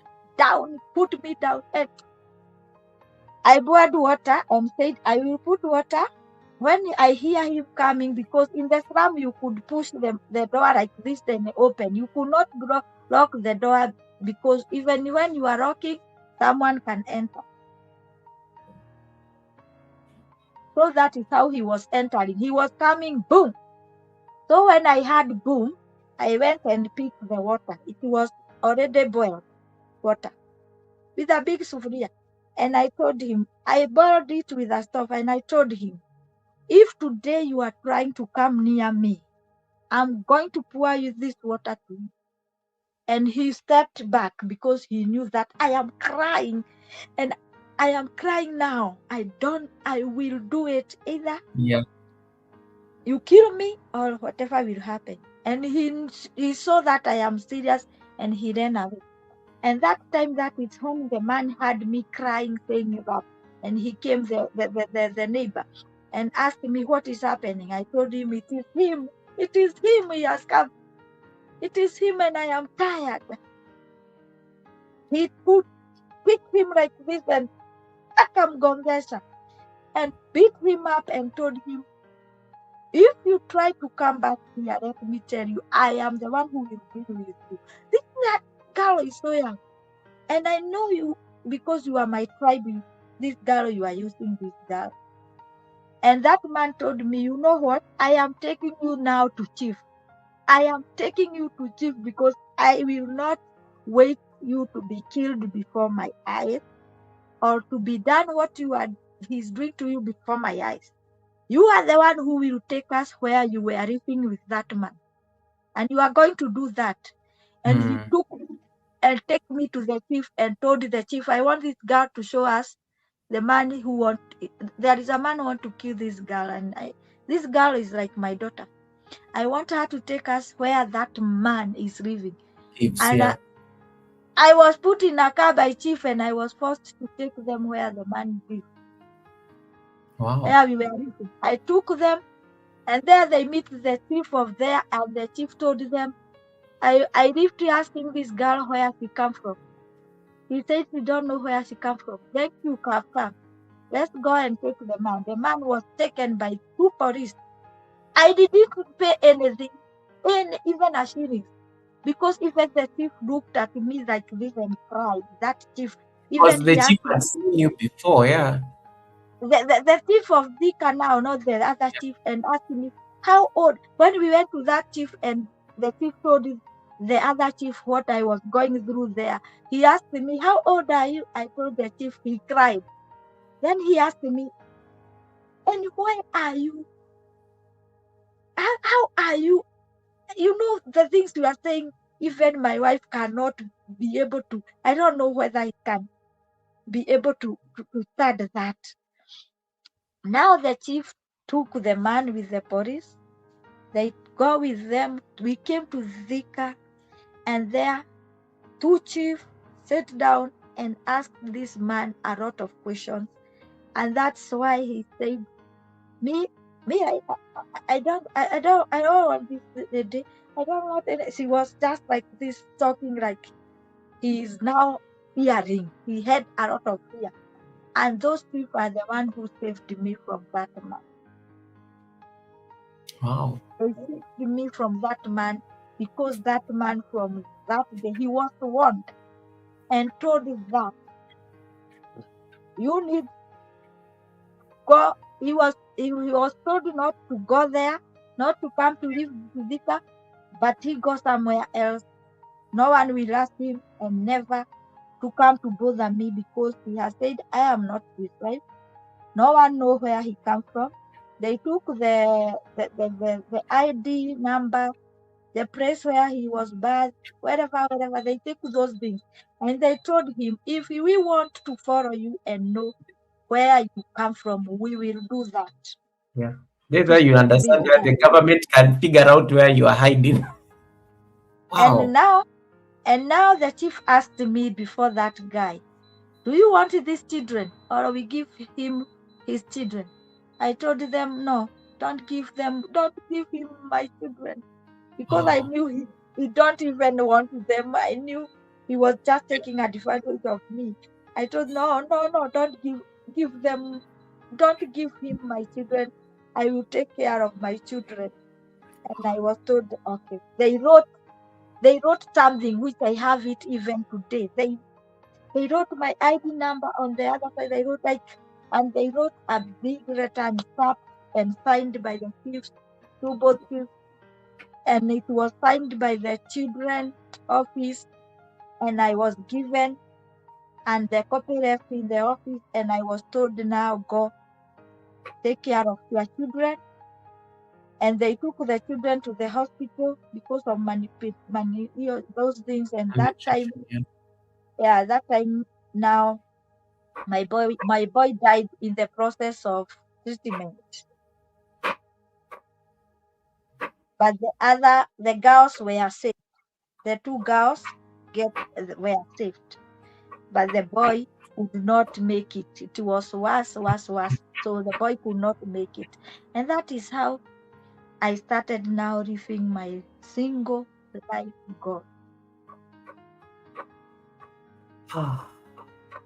Oh my goodness. Guys, I think we will take we'll take a bit of a break just to just to stretch a bit and also give Anna a chance, maybe get some water or something, in case you have I love the questions that are coming in on the chat and the comments. And there's one comment here: "A mother's love is truly unconditional." And Tiffany said this when you are talking about when when they asked you, "Do you want us to give him back his children?" And you're like, "No, these are my children." And you definitely know it's not going to end well if they end up with him. Anna, have you ever seen that man since the chiefs and the police took charge? They must have handled it. You never heard from him? He's never reached out and stuff? And since that day, Hmm. I've never seen the man again. I even don't know. And the bad thing, I didn't know where he came from. I didn't know anything about him. So I think never. I think the government handled the situation. Mm. Yeah, I think the government handled because everybody on the chat was asking, is that demon still alive? People are so annoyed on the chat when you are talking. And I And think I think I think even me, I tell Helen sometimes, even me, I don't know whether the man, because I started living now in another bitterness. yes, because now the resentment, it now starts. Yeah, I can imagine. It becomes Now, another healing journey. and the good thing, God, that the thing that I thank God is that I loved the children, those children, because if I didn't love them, I could kill them. I loved them. Wow. So everywhere you could see me, walking with my children. Everywhere. I don't care. Everywhere. I could not leave my children. One on the back, others like this. Oh, So the good thing that the good that I thank God is that I loved the children, because if I didn't love the children, Goga, the bitterness I had, I can I imagine. know the children could not be saved. The bitterness, I had a lot of bitterness. I had a lot of bitterness, and it has taken me so many years to heal. It has taken me so many years to heal. And that is why I started the story. And on my way, I felt that I cannot continue with this story. Because when I was trying to speak the story, I could cry and cry. Helen can tell you. I could not be able to give you the story or to give anyone the story. Oof. And let me see. I really must ask about the coffee farm. So Sunship is asking a question. I really must ask about the coffee farm childcare services. Was it provided by the farm, or did the mothers have to pay? No, the mother was not paying. Or it was provided by the company? Oh, that's Yeah. nice. That's Yeah. nice. You bring those coffee farm that days, they had a room and employ one ready to look after the children. Every coffee farm that time. I don't know what about this time, but that Yeah. time it was like that. You were going with your kids, the little kids, young, which cannot go to school. You leave Yeah. them there. Then you go to work. You come back and pick the children, and they give them. Those coffee farm were for white white white people that time. Oh yeah. So they were very professional in terms of how the staff are Yeah, treated. Okay. yeah. Mm. That's let me read a few comments on the chat so that at least we can give you a bit of a break so that because I know you've been talking. You've been talking. Thank you so much, guys, once again for your patience, and thank you so much for holding the space. Once again, this is Anna's story. In case in any way it triggers you, in case in any way it's like making you uncomfortable, you don't feel obligated to stay here. Especially if it is not great for your mental health. It's perfectly fine. But to those of you who are holding the space and listening, thank you so much. Again, it is important for me to reiterate this very clearly. The experiences that are shared here, they reflect Anastasia's personal journey. They are not a substitute for professional advice, legal advice, in case you're struggling with grief or any other challenges that this story has elicited. I kindly encourage you to reach out to a qualified professional or a support organization that can at least, help you. A few comments on the chat that I want to just highlight. The World of Ragas gave you a very beautiful compliment. As long as I know Anna now, she's the real mother of us YouTubers with her humility and being just herself, a trusted friend and a virtual shoulder to lean on. I love that beautiful comment. Thank Miss TikTok joined your membership, by the way. So just to give you that heads up. Tiffany says, this is, and I love, Tiffany, I love your comments. I really love your comments on the chat. This is a story of strength, resilience, and compassion. No matter how heavy it rises up, she's here sharing her story, and it is a story of overcoming, empowerment 101. We are getting a masterclass right here. And then Ragas added something there on the chat. Anna went through a lot, but thankfully she never lost her great sense of humor. She's great to have a laugh with, and also serious conversations. And then Priscilla was just resonating to what you said about your mom. And Priscilla says, hold on. Priscilla says, my mom passed away when I was only 2 years old as well. So listening to this story, I find mine is lighter because at least Priscilla had closure, just what you were discussing earlier. And then Tiffany has also joined your membership, Anna. So just to make sure we acknowledge that. Yeah. you. And then Melissa said, I understand now why Anna and I connect so much to each other. You have a shared story right there. So it's very important. And then let me see whether I missed anything on the chat. And then yeah, she added, your new channel member says yes, and learning to let it roll off your back takes a strength that not many people know. And I think we are going to talk about that, that victory story. Belinda Melvin says, wow, that's powerful, Anna. I love it. We can't give what we don't have. Thank you for the reminder, Mama. Thank you for the reminder, Mama. And then, yeah, Priscilla was also just talking about the stigma around being a single mother, and how back then it was almost like treated like a sin. It was almost like treated like a sin. Tiffany adds something there that the strength that God gives us is a well so deep, even we can't find the bottom. If there is breath in our lungs, God will find a way for us. He will find a way for us. And then Ragas has given you a blessing there, and he said something. Okay, Anastasia, you don't have to bring the tea, but prepare one for yourself to your own convenience. So you've been bought for some serious tea there by the World of Ragas. Thank you so much, the World of Ragas, for that blessing. We don't take it for granted as well. And speaking of tea, you have a tea expert on the live stream. So the tea expert on the live stream says, you have to send me your address, Anna.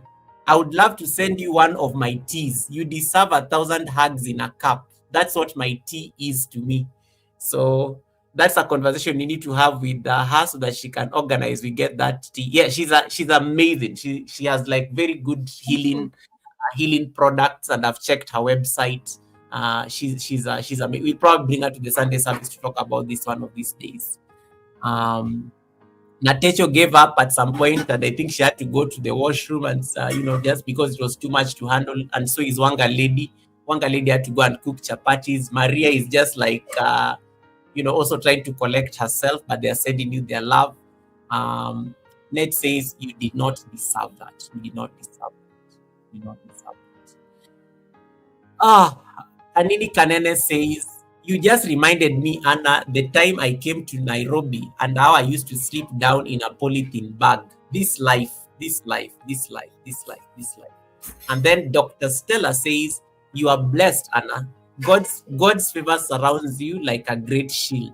You shall never lack. You shall never lack. I love that. I love that statement. I love that statement. Then, of course, Wanga lady started like venting there. Sometimes I ask myself how our mothers survived. Kwanza my dad alisumbua my mom, who was his first wife, and then she just got alikasirika tu hapo. Alikasirika tu hapo. Yeah, and I thank you so much, guys, for these beautiful comments. I think I think it's important to highlight them. And I want to shift the conversation to what does healing look like, because that becomes another hurdle and another mountain to climb. Because you started talking about it, that the resentment kicked in. You are so angry, you are so frustrated.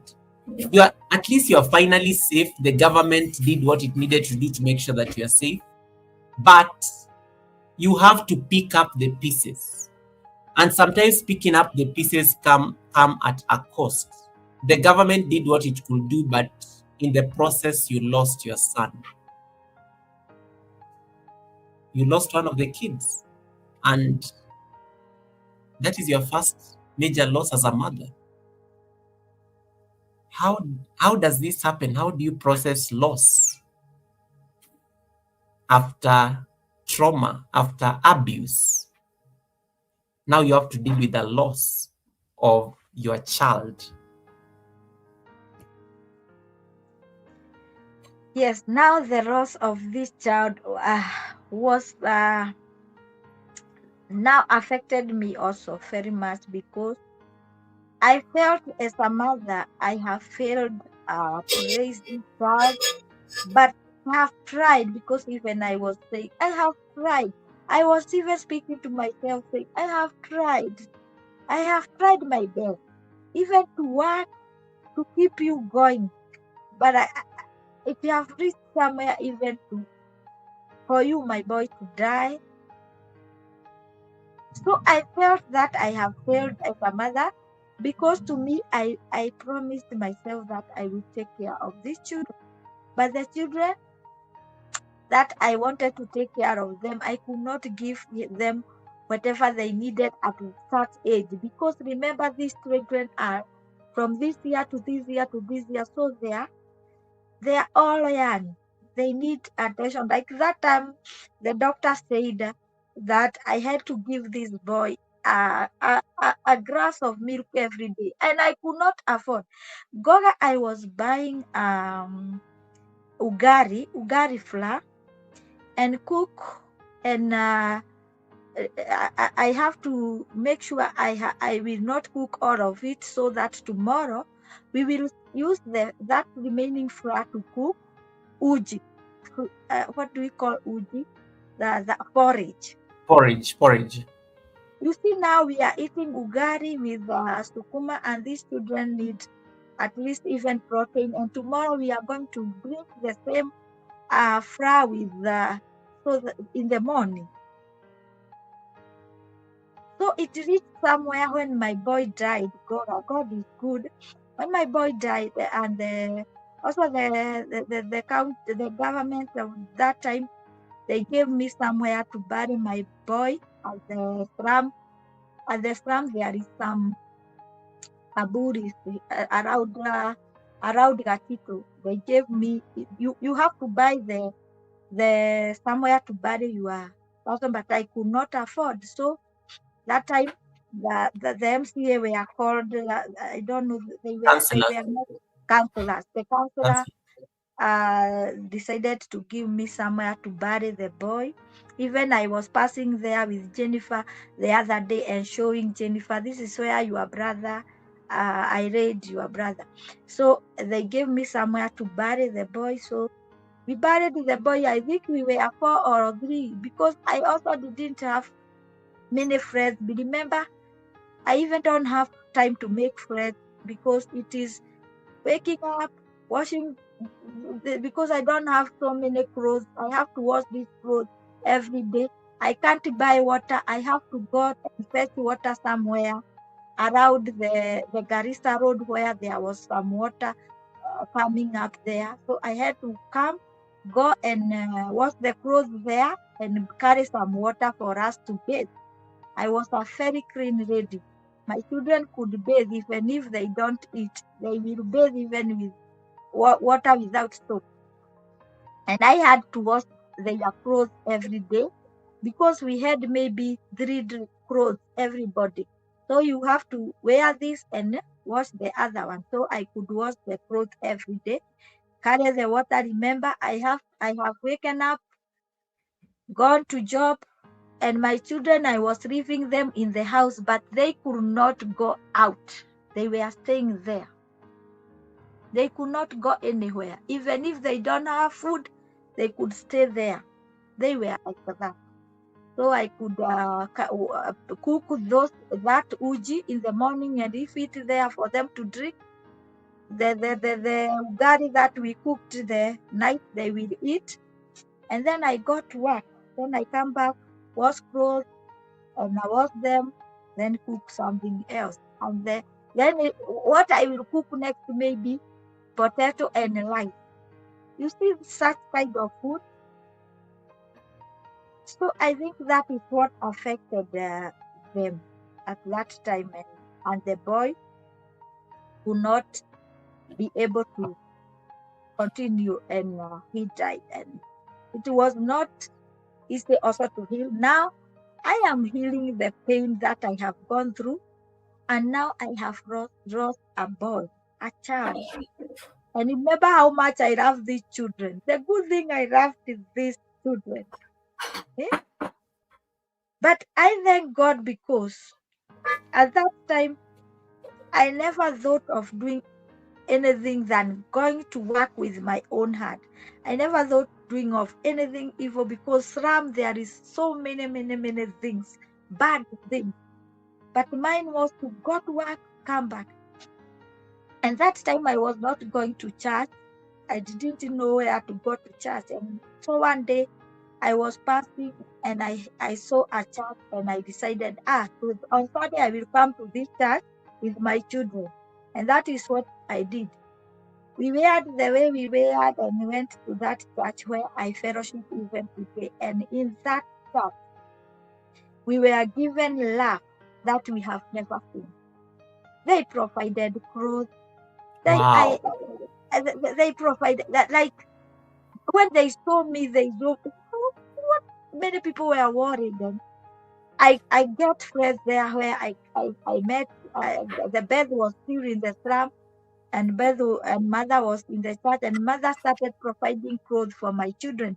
Now my children have clothes, and that bed, and then we buried my son with Beth's family and some friends and me. Nobody else. No one. Even my Wow. dad that time, he could not be able to come. So I buried the boy, came back home crying, and now start also living in the house alone. I was fearing day and night. Fearing day and night, until God, I now became sick. Sick like sick. My head could not stop, my backbone, I could not wake up like this from the bed. And that lady you have seen there in the picture, who was my supervisor, he decided now, and as she was coming to look for me and bring food for my children. And now she decided now, that time her husband has become a MCA, but not at my place, but in another place called Goigwa. And he was given, he win the mayor. That time there was mayor. He became a mayor. Yes. And now the lady decided to help me with now I could not even go to job. And now he told her, she narrated the story of me to her husband, and he told him, we need to help this girl, otherwise she will die, because she's sick, and it is like depression, and it is like it has hit the backbone. I could not wake up like this. And remember, I was looking to my children like this, and tears was pouring all the time. Tears. What will I do? When you come to give my children, I was crying. Remember, I am alone. There is no family member. No one is caring about you. It is you and your children. But now what I did, what she did, she came and took me to the hospital at the F5. Now Zika Medical, where is now it is F5. And there was a lady who took me, and the lady asked me some question. When the lady He asked me, who are you living with? I told him, nobody. Tell me about your story. I told him her a very short story. And now she knew where to start. Imagine I was not sick. She started counseling me, telling me to tell her what I have gone through. When I try to tell her, I cry. And I started becoming better, Goga, slowly by slowly. So I was taken there every day by that lady. She helped me so much. God was providing people who are able to help me just like that. So she helped me until I became me and went back to job. And she went ahead and told all the workers to contribute money. And she brings those money to me and told me, this is your money. Use them whatever you want, because you cannot come to work right now. Be using this money. He brings to me that money, and within 3 months, I think I started becoming me again. And from that time, that is the time I told God, remember, I cannot now even go to church, and the church members, they didn't know me much. Only Mama Beth knew me. So Beth also were looking for me. They were providing whatever they can, because even them, they were struggling in the slum. They were still living, but they had a father and a mother. But they give me a lot of support. That time, that lady helped me. I can say that lady helped me. That's the lady who helped me not die out of depression. I could die, God. I could cry like my head was and my backbone. I could not wake up like this. Either you come, you hold me like this, wake me up so that I can be able to start and walk. And I don't know what is the problem. So the problem was me, depression, that is attacking me, even attacking my backbone. So there was that lady who helped me very much. And I become again me, and I started working again, though it took also a process for me to live. It took a long time for me. Yes, I was now becoming me. I was taking care of my children. I was going to work, but still I had to go to visit the counseling each and every time, so that I started until I healed. I healed from depression, but not from bitterness. You get me? From depression, but not bitterness. The bitterness was still there. Yeah. Because I was asking myself a lot of questions. A lot of questions. Why did I have to go through all this? Why? I was crying the whole. My pillow was wet. My where I was sleeping was wet every night. I could cry the whole night. I could not sleep.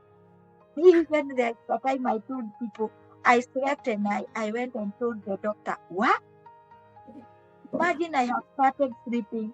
Me, I was not sleeping, and I could not feel the sleep. Like And sleeping was a privilege. I was not even taking any medicine that it is medicine making me not to sleep, but I could not sleep. I was wondering, am I normal? And the time I slept, the first time I went and told the doctor, I had slept. It was a miracle to sleep for me, because I was crying. When I come from work, that in the work, that is the place I am happy talking to people. But when I enter to the house and went to bed, crying throughout. Hmm?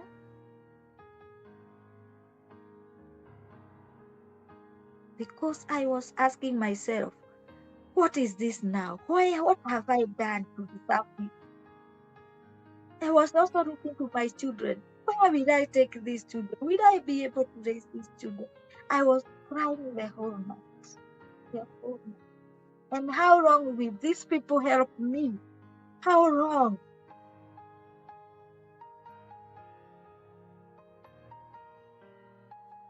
I like what you said about I, I started becoming me again. And it took intervention. So counseling was one of them, which was very important. And without getting into a lot of detail, talk to us about that experience. How did it help you become you again? Because I think I like that statement, becoming me again, because even you yourself could not recognize who you are anymore Mm. Okay. until it took like an intervention, and counseling was one of them.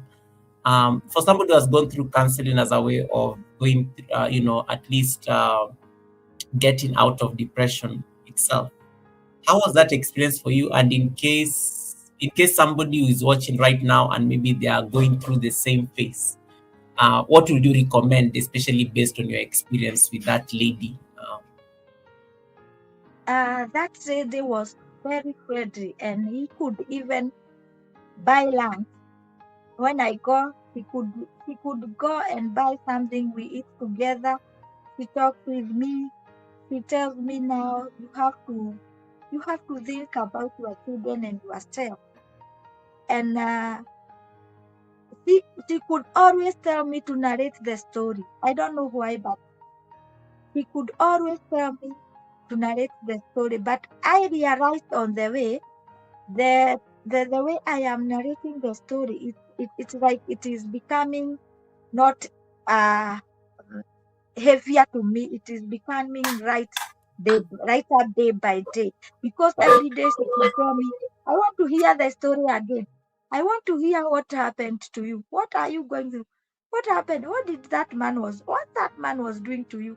And now he could hit the point where I could, because if I try to speak about him raping me, I could cry. And now he could hit that point and tell me, you say this is what did you said he was doing what? Because now it's acknowledging it for what it is, because it's very easy to, and don't ask me how I know this, because my mom was a shrink, so I tend to know. I used to see what she was doing, mostly when having these people. It's part of healing, and part of recovery is acknowledging what happened, and sometimes it is extremely painful. And I like the lady, because clearly she knew what she was doing. Yeah, she had to ask me, and I was tired. Sometimes I could tell her, I don't want to give this story anymore. And she told me, every time you come to visit, I am paid. I'm paid by mayor to do this. You have to narrate your story to me so that I can help me. I want to know how I will help you. So I didn't know that speaking it again and again, it will help me heal day by day. I So love she that. could, yeah, she could, even after that, she could walk me out, speak with me. We start somewhere, start telling me stories, telling me you are young, you can move on again. If she asked me, if you get a man right now, can you get married? And now she listened to me and said, no, I even cannot look a man with my own eyes. I can't. And she's like, you can't? You are young. What will you do? I said, no, no, no, no, no, I can't. I can't try. So he knew I didn't want to listen that, but he could tell me that every day. Every day he could tell me that. But Anastasia, you are young and you are beautiful. Eh? You will get a man. Even we can walk here and hear someone telling you. I tell him I will not even turn to look who is saying that to me. Eh? So she knew where to hit. She knew. Yep. And that way I get healed, and she became my friend. And every time I went to the hospital, maybe to bring my children, she was helping me out. Everything I could go and to her office, and she helped me through. Even the time of Jennifer, she helped me so much, because there is a time Jennifer broke her leg, and Mm. it was bad, like bad, like bad. Oh. Do you need to make any adjustments? I noticed you're moving the phone a lot. Yes. Okay. Right. And once again, guys, if you have not connected to Anastasia, the link is pinned up there. Don't worry, we are getting towards the tail end of the conversation. And I think she's already doing an amazing job getting into the healing conversation, getting into the recovery, getting into the victory conversation, getting to the triumph conversation. And remember, the title of this live stream was very important. Grace in My Darkest Hour, a mother's journey of resilience, survival, and unbreakable strength. And I think she's capturing these aspects very well in her story. One of the things you have to love, one of the things you have to love with Anna, she's an amazing storyteller and she's very descriptive in terms of how she describes the story, a situation, the moment, what happened. So you can almost picture, you can almost, I know some of you are seated in the United States and you can even imagine yourself in that slum. You're already picturing it wherever you are seated because she's giving the very details that you need in order to get to understand her situation. You started becoming you again. And I like how you said something about depression can get so serious that you are hurting everywhere, yet you don't even have a spinal injury. Like Yeah. you actually don't have a spinal injury, but you feel like your spine is broken and stuff like that. Yeah. So that is so powerful. You also said something very important in terms of when you go to work, you're very happy. When you come back to the house, you start crying. Literally, you break down.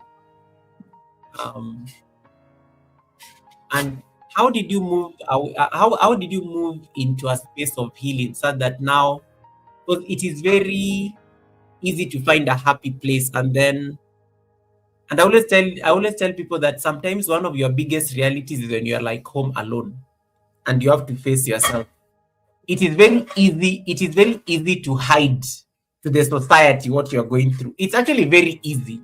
You step out, you're dressed so well, you are happy, you get into your car, you are succeeding, you are ticking all these boxes, you are an achiever.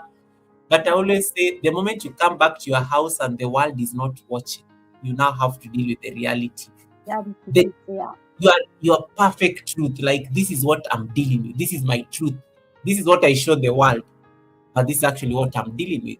And Miss TikTok said it very well, and I just want to highlight it for you so that you can tell us how you moved away from that experience. Miss TikTok said, um, so that I can get it. It was a very lovely comment. I just wanted to like see whether I can get it. Um, just bear with me, guys. I'll get it. I'll get it. I'll get it. I put a star on it. I'm trying to put a star on most of your comments, guys, so that at least I can highlight them for Anna. Just hold on. Here it is. Miss TikTok said, don't envy people's results. You don't know the journey they took to get there, or be jealous of someone's success. We haven't seen the struggles behind it. And for you, there was a struggle. You come back home, you have to face the struggles. You're looking at your children, you've lost a son. How did you find healing such that whatever at least you're showing to the world, at least you could also show up at home, you know, in the process of becoming you again?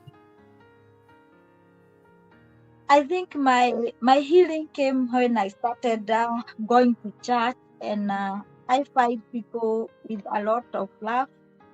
I remember there was one lady, and she passed away last year. May her soul rest in peace. Was called what was her name?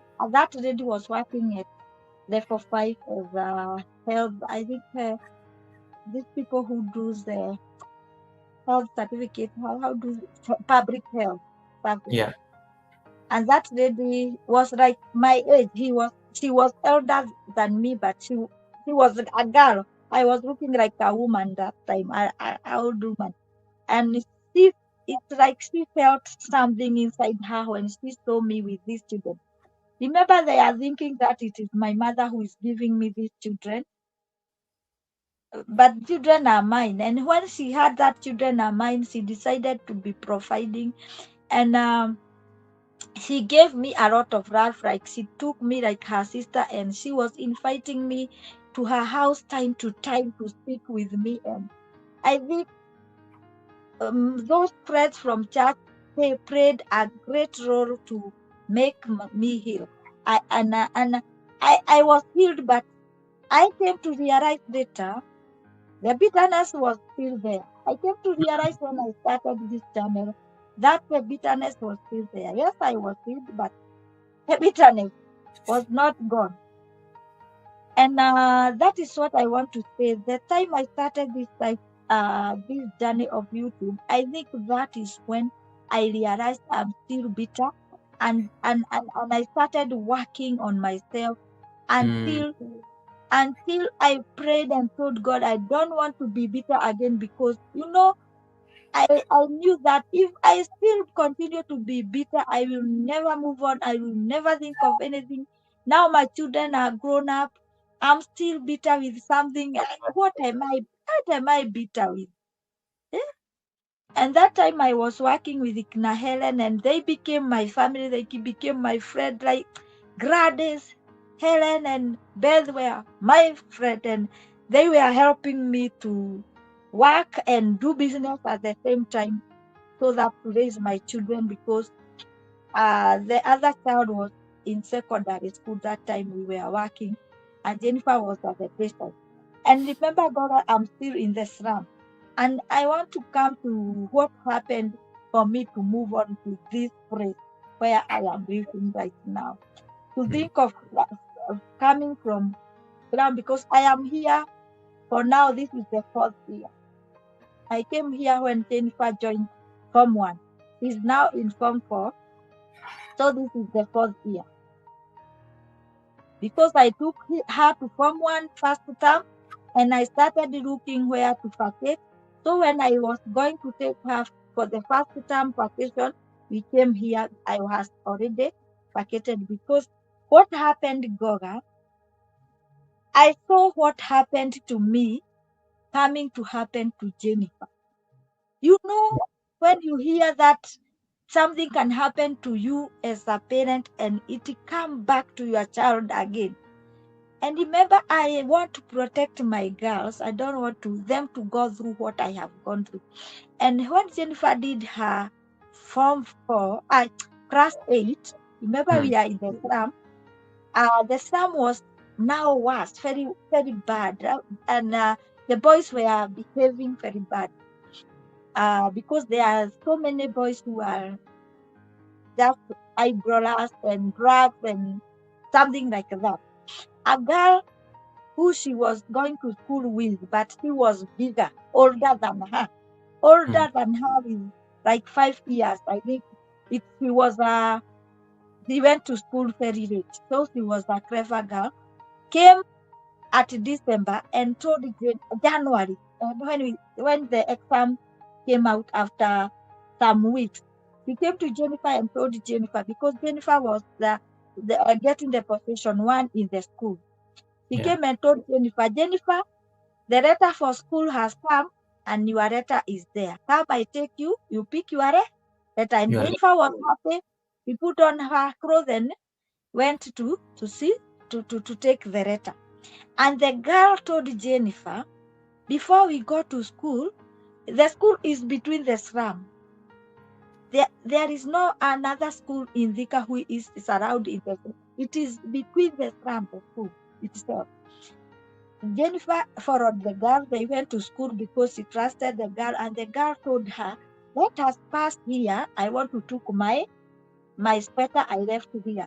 She don't know mm, where they are passing. Jennifer followed the girl, and they went to a room. You know the tum of the farm.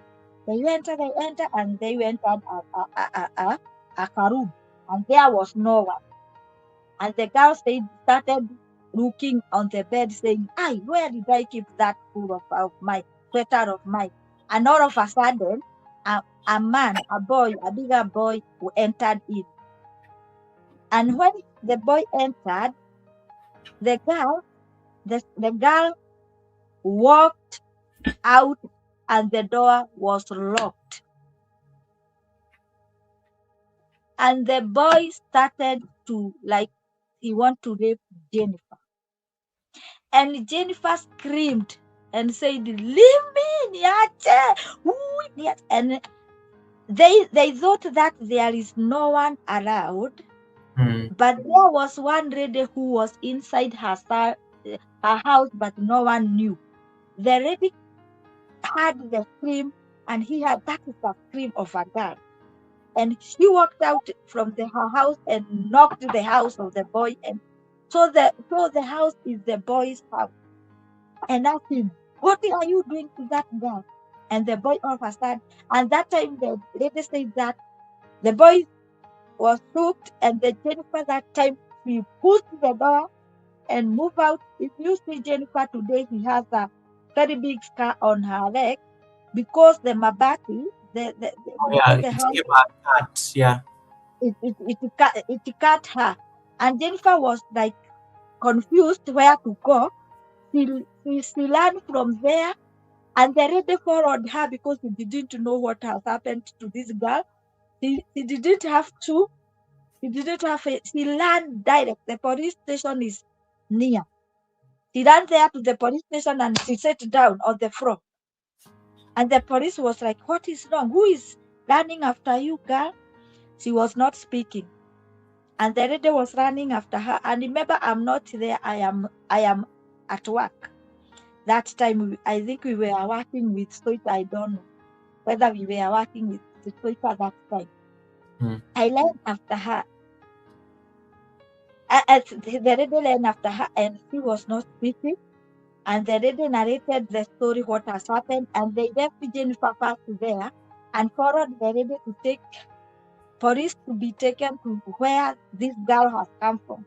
And when they went there, they didn't find anyone, but they find the Jennifer's shoes because the shoes was still on her leg, so she walked away. And they came back and started to pull down the girl and told her, "Tell us what was happening." And now she narrated the story, and she told them, and the police told the girl, "Give us your mother's number." They called me, and I was told, "Come very fast to the police station." And I went to the police station, and they narrated the story. The girl is still sitting on the floor, and they were, "You see that girl? This is a very nice girl," because if she didn't scream. So the police demanded that the Jennifer has to be checked because the girl sometimes they died. And I remembered how I kept quiet, and I said, "Yes, Yes. we You had saw to take." yourself. I saw myself. And I told them we had to take Jennifer to the hospital. Yes, I went. We went to the hospital. She was checked and she was okay. No one touched her.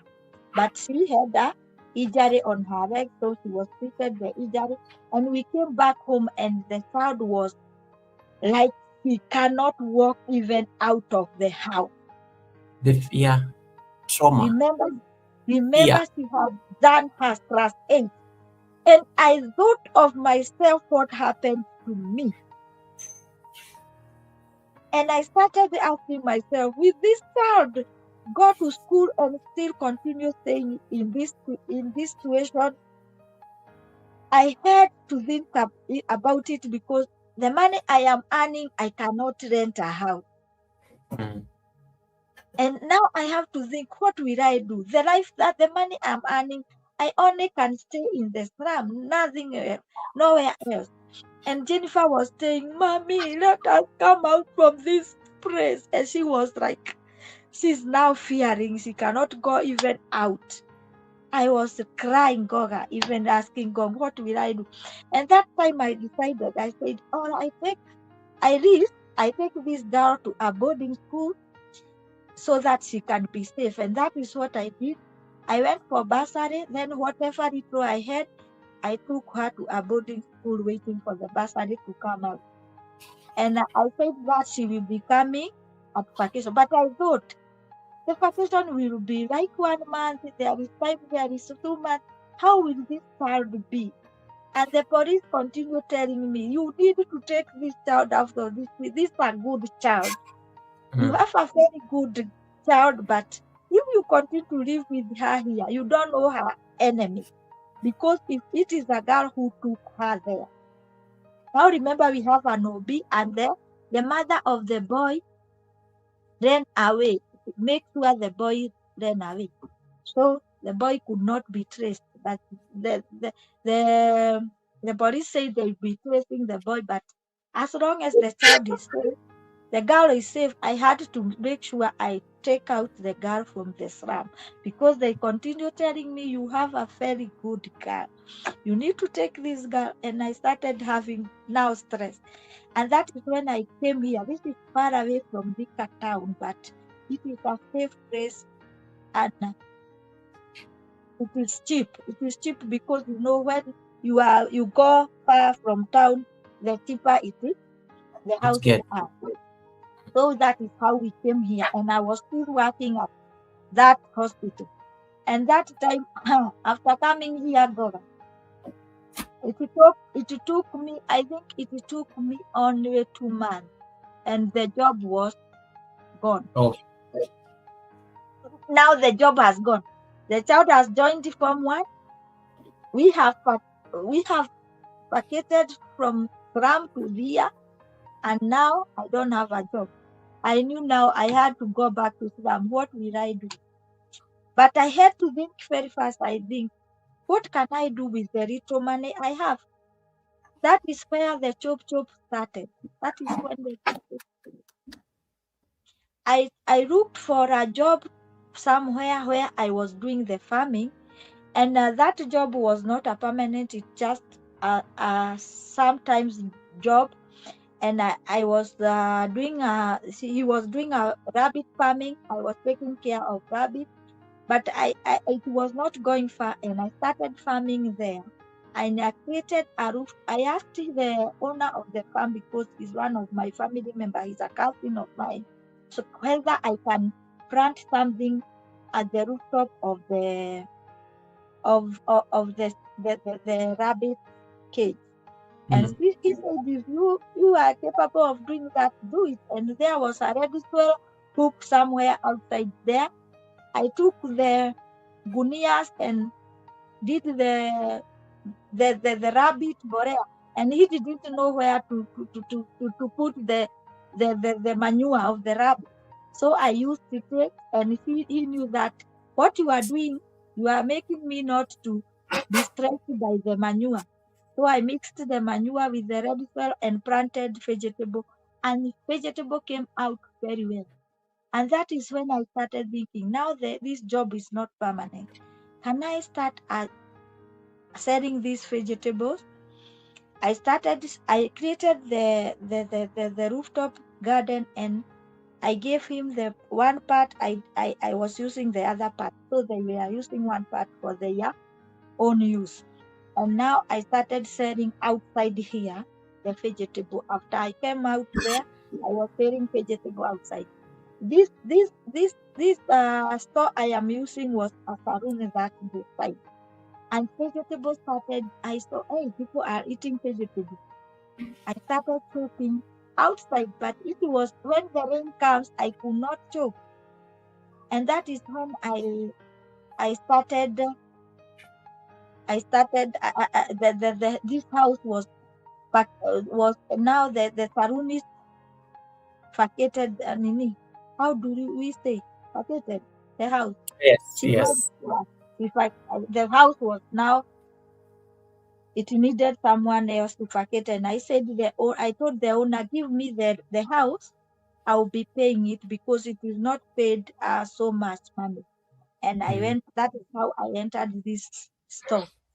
And I continued with my chopping there. But I also lost the garden that I was farming. So after losing the garden, I said I will not stop chopping.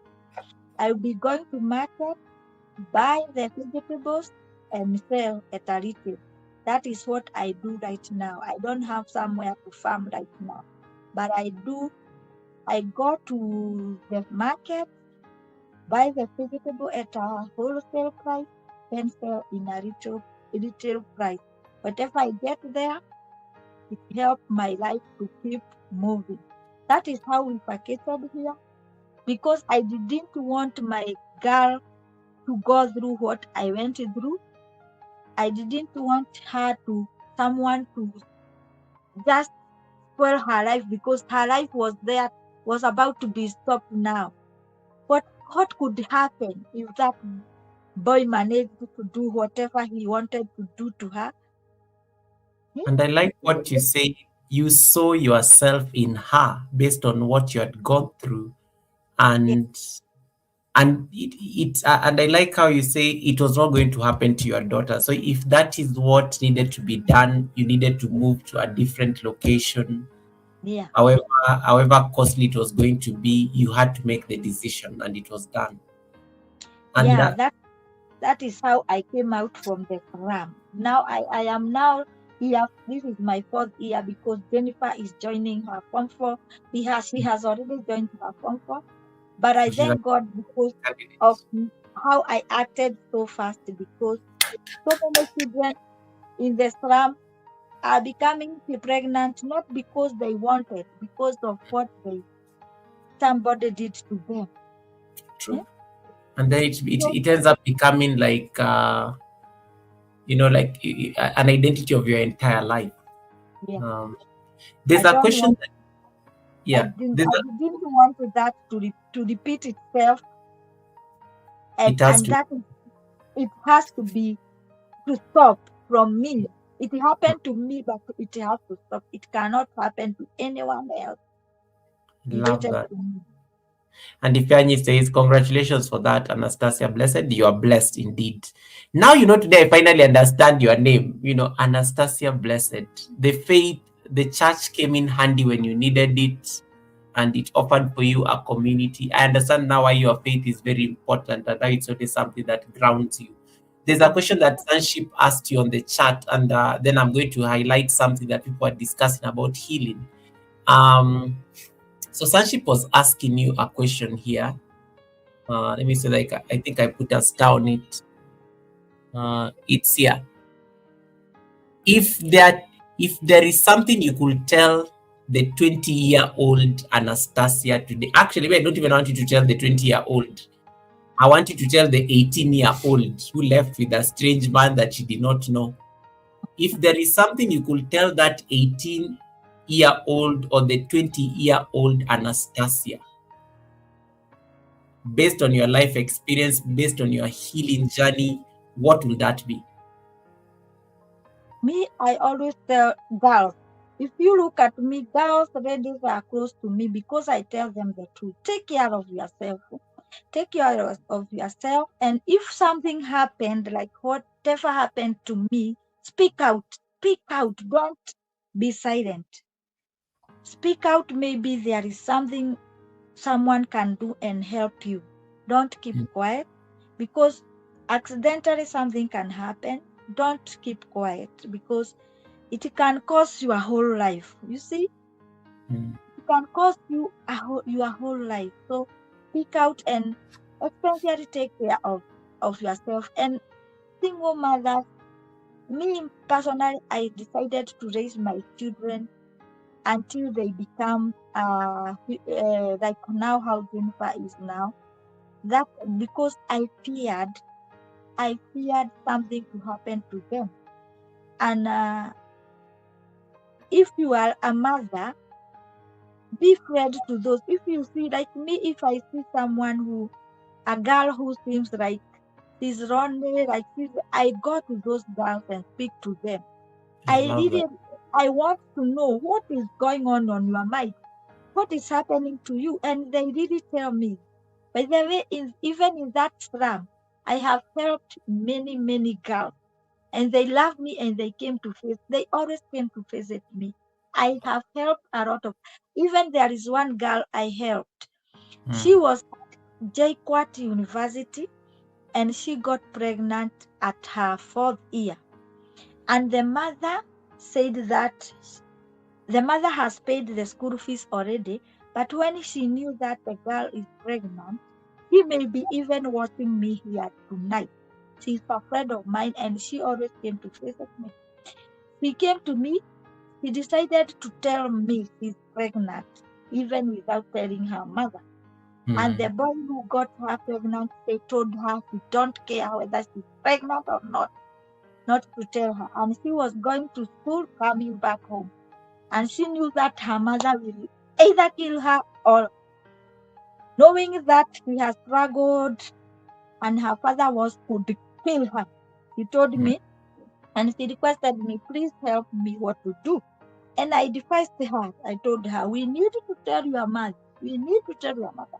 Because even if I can help you right now and stay with you in my house and your mother come to move, it can become a trouble. And we went, I called her mother.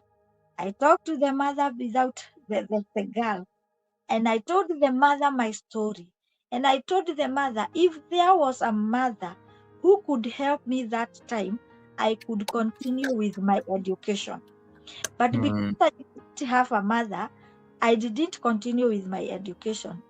And now I am praying that if you could be able to help your girl to do finish her I love 1 that. year, you Mm, will help that girl. And that mother even now she loves me because because she told that's the me needed if you in told that. me I could kill her, but because of the story you have given me, I will not even show the girl that I know she's pregnant. I will go and pretend. Imagine that is what the mother told me. And when the girl came back, what did my mother told you? I told her, you just continue going to school, coming home. Your mother is okay, but don't misbehave. She finished that school and she gave birth when she was about to graduate. 1 month she went. Wow.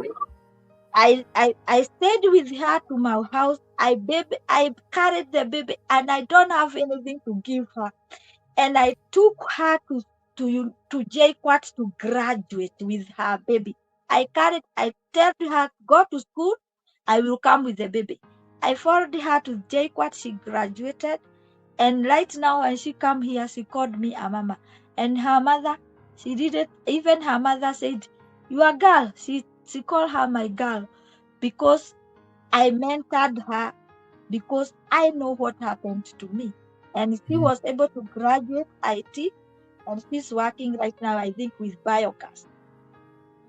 I And love every time she faces me, every time she got time, she faces me. She got married later to another man and she's now happily married. We have another man and they have another child. And that is how now me I am. If I have something to help, I know I don't have much, but I can advise a girl. I can even I know how to look at the girl and see this girl is stressed. I go to them and ask, what is going on with your mind? What is your we fought even in the slum. And many ladies say that, what did you do with your girl, with our girls? Because they were coming to me, those teenagers, to ask me questions because the girl told them, if we're not this ready, mm, I don't know where I could be. I could not finish my 4th year. But she helped me and she mm. talked to my mom through her own experience, whereby even as we didn't know what she went through because they were children that time. So if you are there, you find a girl, please mentally try to speak to her, even if you don't give her, maybe speaking to her. You know me, I was even needing a person to speak to her, Goga. Someone who can speak, only speak with me. Just speak to you, and you know, I like your story because you can now, you know, like maybe, and sometimes it's sometimes unfortunate how the world and sometimes how God does his own things, and you know, maybe what you went through, look at, you can literally see right through a girl, you know, because you're like, I'm not going, you can literally see right through it because you've been through that experience. So the way a normal person will be looking at a typical girl, you don't look at people the same way because you're like, this girl may be me, this girl may not be speaking out when the society was asking you, where are you from, little girl? You know what? Where are you from, little girl? Because we've never seen you here. You can literally ask those questions because you know that they may be hiding something because that Yes. was you. And I think that's very powerful. The other question and the other comments that I want you to respond on, and don't worry, we are almost getting to the end. There's a comment here that I love by the World of Ruggers. And I think this can help you finish that conversation around bitterness. Healing can often take a lot more time than the original suffering. And I think I like how you captured this very well, because yes, you are not in danger anymore with that man who was like abusing you, but now you are so extremely bitter and so angry that it's even biting you, it's even getting you into depression now, that it's insane. You need people who you can trust that surround you, and you need to be able to understand that healing takes time. And I think for you, that's what the church did for you and those people that you met in the church. Based on your experience, Anastasia, and the bitterness, is healing easy? Or can you put a timeline to healing? Or you just have to let it take its course? Healing is not easy, Goga. It is not easy because I have come to realize healing, it is now working on yourself and kukubali, like you I like kubali that. that whatever happened, it happened, and now this is my life and I have to move on. I have to do everything. I cannot continue living in bitterness. How long will I live? You ask yourself, speak to yourself. I You love start that. speaking to yourself, and one thing, love yourself and know that you have your right. The time I realized I have my own right, that is the time I started God. I think there is one live stream I tried to do before I was monetized. If you go through my live stream, you can get one live stream with the old phone where you could not see me very well because the phone was not clear. I was trying to speak about overcoming bitterness, but I could not even speak Goga. I said I will do a live stream speaking about overcoming the overcoming the bitterness. When I tried to speak about overcoming bitterness, I started crying and I ended the live stream. But the live stream is still there. That is when I realized, so even me, I am still bitter. And I started to speak to myself and tell I like myself, that. Yeah. you cannot, God cannot take you from where He has taken you and bring you this far, and you keep on keeping bitterness in you. Wake up, Mm, Anastasia. Now you start speak to yourself. Speak to yourself and tell yourself, you are, as the Bible says, we are beautiful and wonderfully made. Tell yourself you are beautiful and wonderfully made. Girl, you need to move on.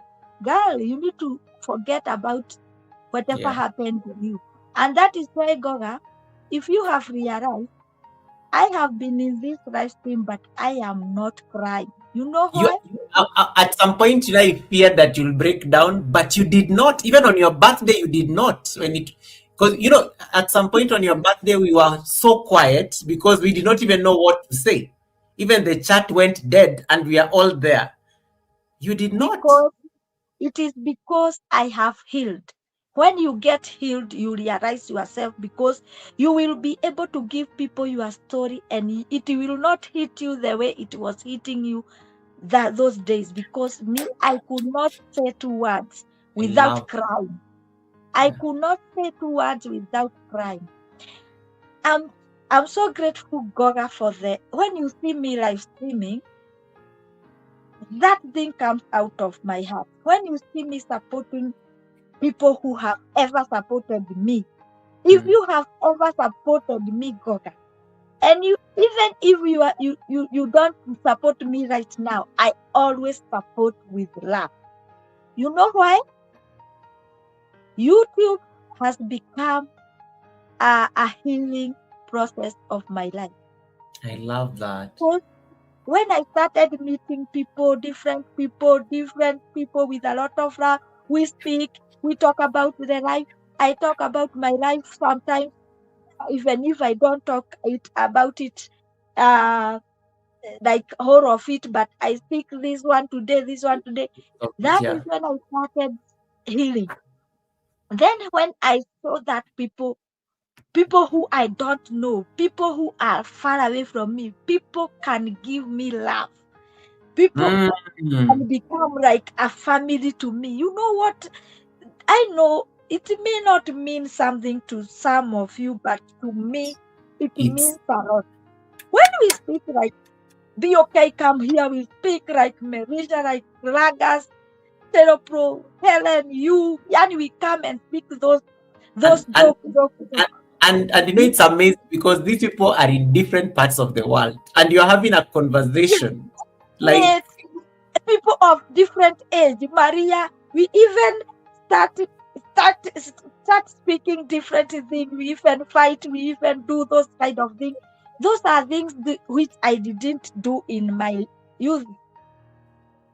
So hmm, many things I didn't do. Like I have never done those things youth do. Gone to those things people do. When I see a flower, someone bringing flower, like the flower, it is there. I dried it. It is there. I kept it there because I have never received a flower. Imagine when I receive even a small. wait, we are giving you flowers right now, guys. Can you put a rose emoji on Anastasia's chat right now? I have never received a flower. You are getting flowers on this chat. I want to see. I Now want to. I the want to see flower I roses. received, I can show you the flower I received from Helen. It is there. I dried it because it Wow. was my first flower ever. I dried it. I saw people with flowers, but I have never seen something like that.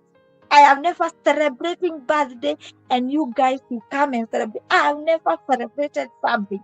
Never. I have never celebrated something. So that because my life was all about children, about these children, about these children. So when I meet you guys, that is the time I realized, huh?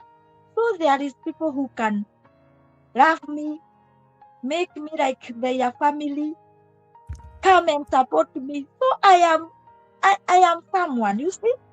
I like that. I like, I like what you So, said, and you yeah, said something very beautiful. Like healing is not easy, but it has to be your personal decision. We were having this conversation yesterday with Simone on her show, and mm, she was asking me about when I was sharing my depression story, and I mhm, remember I think I said something to the same effect. At some point, you have to take charge and not like identify with what you have been through and actually start intentionally seeking to be better. And it's yes, it's not easy because it's like um I think yes, sometimes we are so used to like the victim story that we don't know our identity outside it. Anastasia, you could have just said, I'm an orphan. You could have actually run along with that story, and that is what makes it on the news. That is what people love. That is what those of us who work in the civil society, we like funding those kind of stories because they are good. They are good for bringing in funding. But I like the healing conversation where you said I had to like take charge because the bitterness was a burden. yes. It was a burden, and I needed to like make sure that I get it off my chest. And now you're Mm, talking about love. You're talking about spreading love without borders. Spreading love. Even to the people you may not necessarily be interacting with on a day-to-day basis. And I think I really love that particular story. And somebody said something on the comment section that I think I'll like. I like how this StreamYard allows me to star things that I can get back to. Agre said healing is a process, and Tiffany of course added, and it takes what it takes as long as it takes. Professor Green says you deserve a honorary degree. I think this is after the J Quad story. Fluffy Diva said something very beautiful. Your story is relatable. Many people may be going through similar things but are afraid to speak out. Thank you for sharing, Anastasia. I am sure many people may be able to share their own experiences as well. And I like them. As soon as she said that, Sunship said, somehow my suffering does not look so bad after this stream. Like you start like scratching your head. You're like, I've been identifying with some story here, but clearly this story is not like I'm being dramatic. I'm being dramatic. So I think you can already see a lot of people are resonating with what you're saying in terms of this healing conversation. Um, and let me see whether I missed anything there on the chat. There's a comment that came through. The World of Ragas gave you a super chat, and in the super chat, it says, When the Lord invented the word blessing, he knew that one day Anastasia would appear on this planet, and he saw the name choice was good. And he saw the name choice was good. I like how he's speaking like the Bible right there. Oh, yeah. There's also, there's some comments that came through based on the people you mentioned, and Kanini Kanene agrees. Speaking about what you have been through is healing. It's also part of the healing process. Now, there's some two comments that came very early on the live stream, and I want to just highlight them right now because I needed to make sure that they came at the right time. It was a bit too early to bring them on. The World of Ragas gave one comment, and I'm coming to Dr. Soita shortly. Considering the fact how many women Anastasia helped through pregnancy, such as Helena Koya. I don't know why Ragas has to always make me say the Ragas, why are you like this? Now I have to like say Helena Koya. Okay. It is Anastasia indeed is a blessing for this world. And then I like what Dr. Stella said, and Dr. Stella will be coming here next month. Dr. Stella says, Goga, Anastasia took care of me during my first pregnancy while we were working together. Yes. And then she puts those nice gold and pink colors that you like. Anastasia, are you seeing something here? Are you seeing what I'm seeing? These girls, all the girls I worked with them, they know how much, even kindergartens who didn't have children, they know how I was like a mother to them. They know, because that is who I am. That is who I am. If I am always there for anything, because I am there to listen to you anytime. Because if someone listened to me, God, at that time, if someone came to me to know what I am going through, maybe I could be something else. You know, that time I get pregnant. If I got, that is what I was telling them. If I got I needed someone to come. I was asking someone to come just to listen to my, because I had something. I was thinking about going back to school, but I don't know how. I was thinking about giving what happened to me. How? You see? Yeah. If someone tried to come and become friend, talk to me, maybe what happened to me with that man, it could never happen. You see? So it's good. So me, whenever I was doing whatever I was doing to these girls, because we just met, I was doing it out of whom I am, out of love. I am, that is who I am. Love that. Getting towards and guys, if you have any question you want to ask, I think I've tackled everybody's questions and comments. I don't see anything pending on my tray. I think we've talked about, I think as I said, Anna is an amazing storyteller, so you find that all, I think even all the questions are scribbled. I think she's answered literally all of them. And I'm just going to ask you something in terms of, let me just ask at least a question on YouTube for purposes of formality, because clearly I do not even remember to ask anything YouTube related, but you captured it very well that YouTube has been a platform for your healing. And one of the routines I like that you do on your channel is your business. You literally do your business with us. You are chopping your vegetables, you are attending to the customers, and you are talking to us while you are on a live stream. And this has become almost like a routine, for you. It's become like a routine to just bring people into what you are doing. I met you on YouTube like a couple of years ago, and it was so random when you used to work at the hospital with Helen and the rest.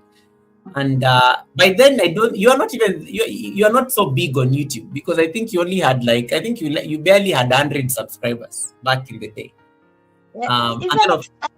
Even I came to your life when I had only 5, maybe 5, 3, and those 5 is Helen and the what?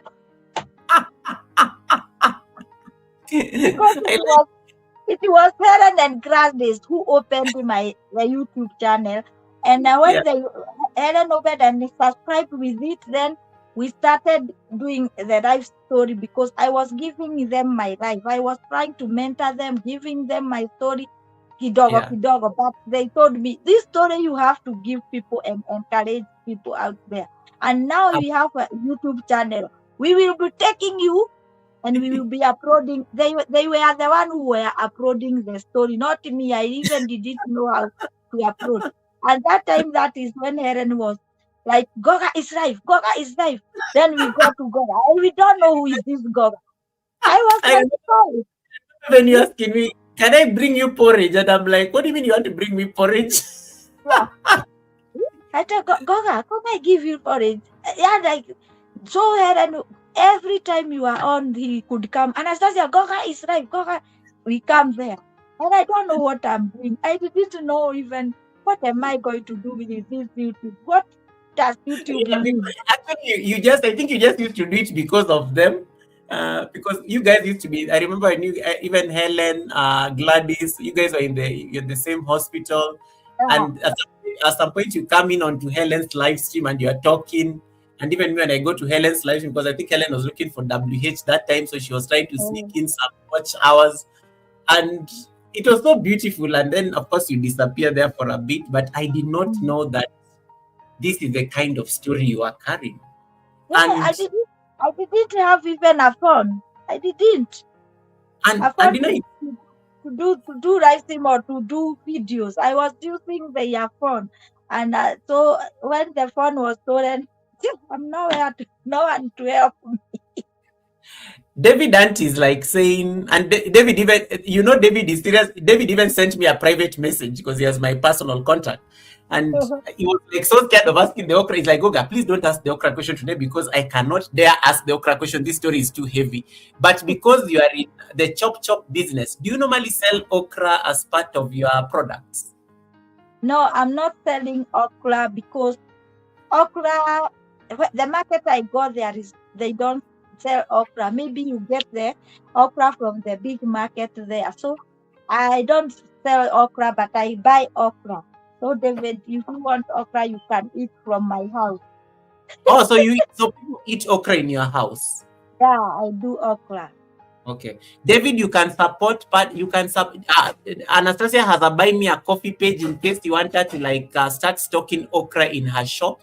You can support, guys. Anastasia has a buy me a coffee page. You can support her store and part of the vegetables and the chop. So in case David wants okra to be stocked in that store, I think it can be done. And I think I've politely answered your okra question. You don't need to postpone it to next week. Oh goodness, that was so funny. I know he was like he did not know how to ask it. It has bothered him like I think from 3 hours ago because that's the first time he sent me a message. He's like, Goga, how am I supposed to ask the okra question today with Anastasia on the panel? That's when he sent the message. So now I think he did not know how to leave the Sunday service without that question being Eating the answered. okra. And how About you remember how David ate the okra? He was like, Mashana is that's laughing. I had to ask. No, David literally was begging me on inbox because he was like, "Luca, please don't ask the okra question today because it is going to be awkward. This story is already very sad. I don't know how to ask the okra question." He already sent me a long message explaining not I should not ask the okra question today, but clearly he could not even help it. this story today to me is not a sad story. This story today is an encouragement to someone somewhere I because love that. I have already overcome all those things. That I is what remember when Anastasia found out the real meaning of beans and bananas by Helen Akoya. Ragas, you'll not be making me do this business of screaming Helen's Lagos, name. Lagos. And You then know, you know where Lagos came from? Lagos rain. Hey, leave me alone, Lagos. You know, Lagos is the one who introduced me to this beans and banana thing. I didn't know. God, I'm telling you, me. I Even I didn't never know. knew about beans and bananas. And you can imagine I was hosting his monetization party and I was wearing bananas on my neck. Can you imagine? That is Lagos. That is Lagos. Now you have become one of the follower of the church. The And beans and today, bananas. and today she made my niece his follower also. Oh, that's a good thing. That's a good thing. We are building a community one person at a time. But yes, you've gotten a lot of love, and I think a lot of people really appreciated this conversation, Anastasia. And Thank you. there's something that Charity said. Charity say that, Anna, through it all, God carried you. He was always with you. He will never leave you alone. May you never struggle or cry in pain again. And I think that was a very beautiful comment. I wanted to just put it there. And there's a lot of reference to God, and even creativity guides me, says it wasn't too much. She made it through. She's walking proof of God's love.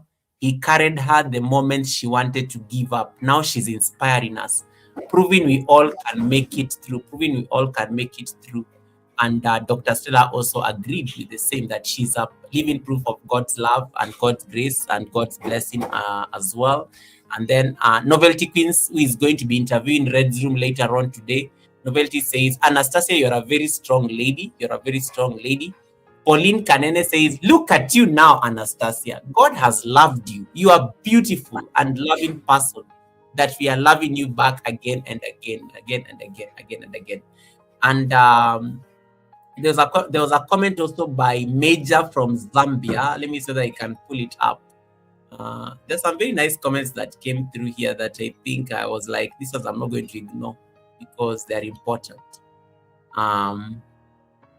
Major from Zambia says, in the end, it's not about them. It's about losing yourself. But all in all, God shows us what it means to be free. And in addition, yeah, and I think it's one of those things that I think I like that. And he says, we thank God for your life, Anastasia, and that of the children. In the end, God came through and vindicated you. So I think you've fostered the conversations, you've triggered like reflections on the chat that I've never seen. And I think it's really lovely. And then Ragas, of course, has to, the story I always tell people, Anastasia, can you come closer to the camera? Just like lean closer a bit. People need to see your eyes. There is something about your eyes. Guys, I want you to look at her. Just come closer to the camera like me. Just come here. Guys, look at Anastasia's eyes. No, stay there, stay there, stay there. And then look at the reflection of the ring light on Anastasia's eyes. Don't you agree those eyes are so beautiful? You know, she has these nice brown eyes, and then it's how the ring light reflects on them. Anytime I go to Anastasia's live stream, I'm always just like struck because of the reflection of the ring light, especially when she's talking and looking at the camera. It always looks amazing. Anastasia, you have the most beautiful eyes, by the way, and I'm saying this for free. You have Thank you. amazing eyes, and they look so nice with the ring light. You know, anytime that somebody is there, let me tell you, you should probably start making money out of your eyes alone. This is a revenue opportunity right here that we need to utilize. You just come and just look at people, and you don't even say anything. Those silent live streams, where you just look at the camera and then you maybe try to look. Yeah.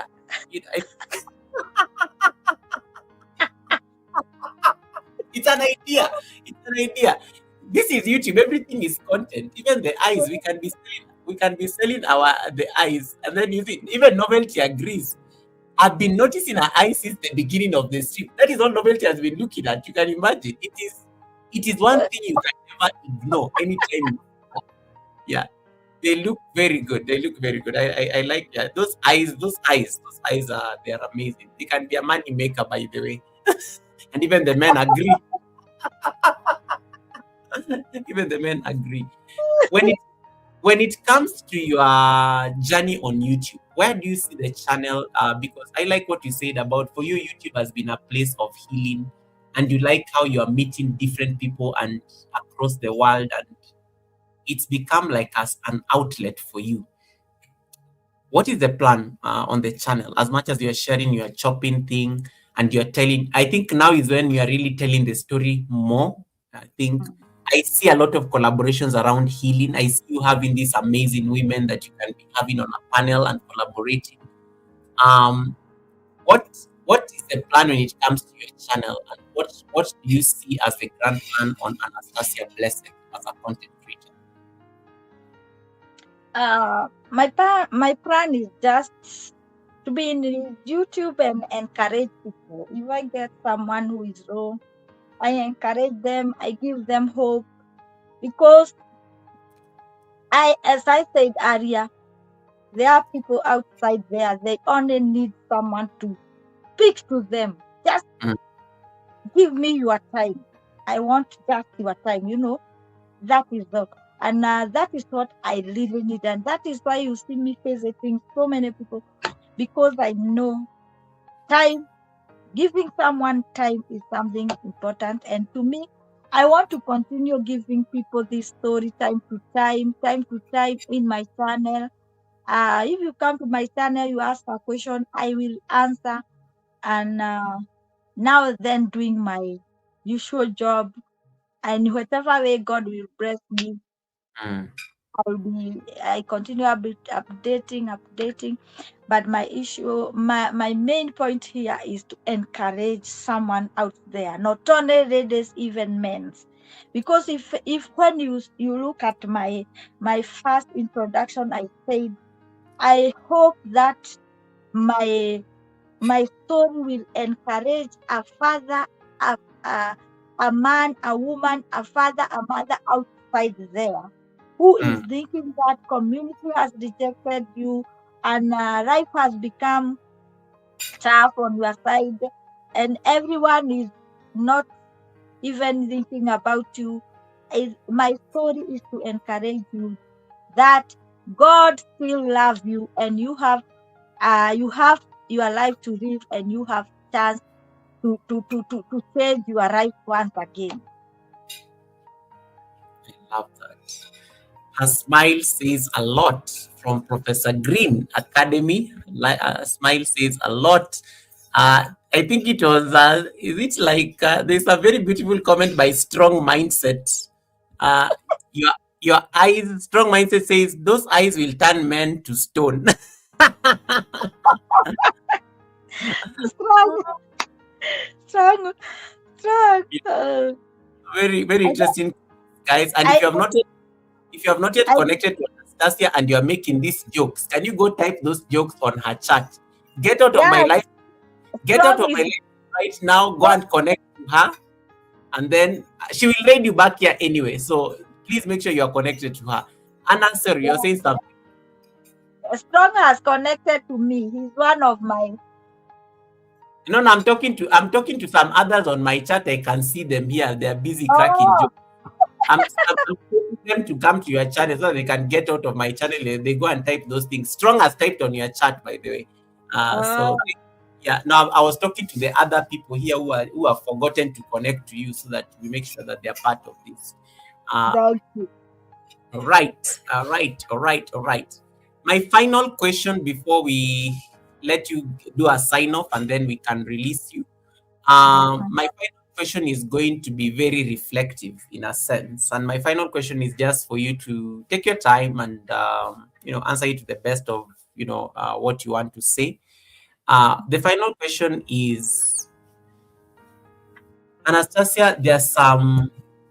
There are some parents who are watching us right now, and some people, it may not be parents, they may even, some people are just feeling alone in their struggles right now. But you said something very beautiful about people loved you for you. They saw you and they showered you with a lot of love that you've never received. Sometimes when people give us love, we almost feel like we don't deserve it. Like, why is this happening to me? Why am I being loved upon? And sometimes when you've been through so much drama, trauma, hurt, betrayal, and sometimes love starts coming your way, you almost feel like you don't deserve it because you've been through so much, so you don't feel like you deserve the love.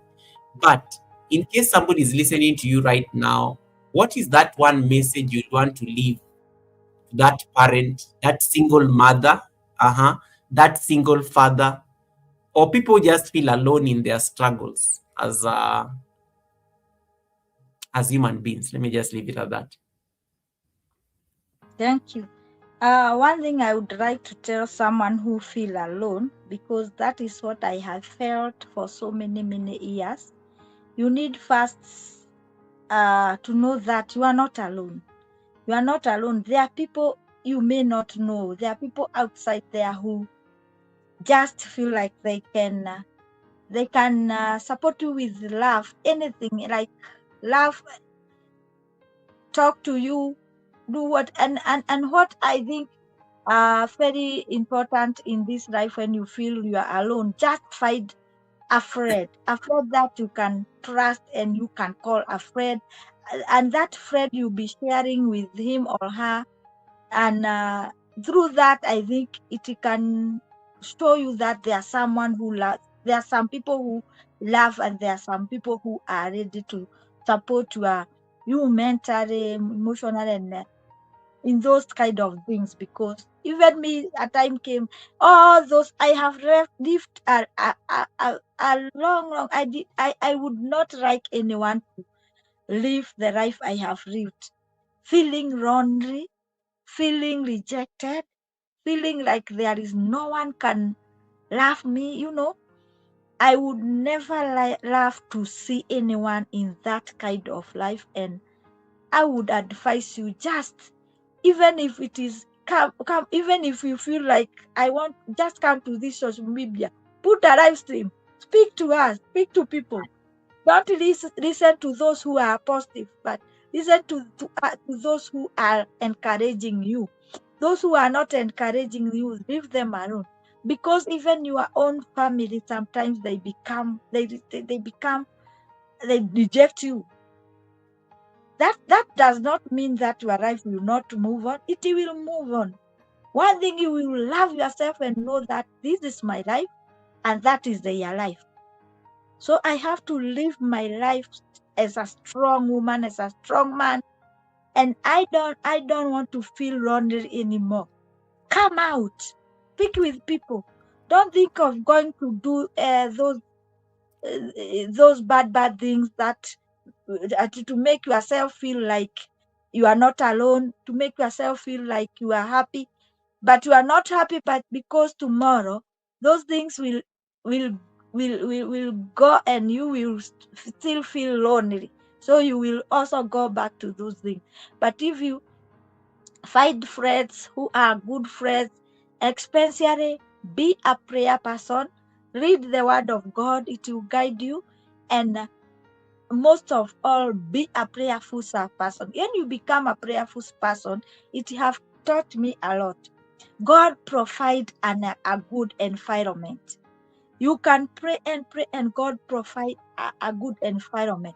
All of a sudden, you will meet people, friends who are true friends, and who are ready to hold your hand, to walk with you, to give you a shoulder to lean on, and just like that, just like that. That is how I can advise someone.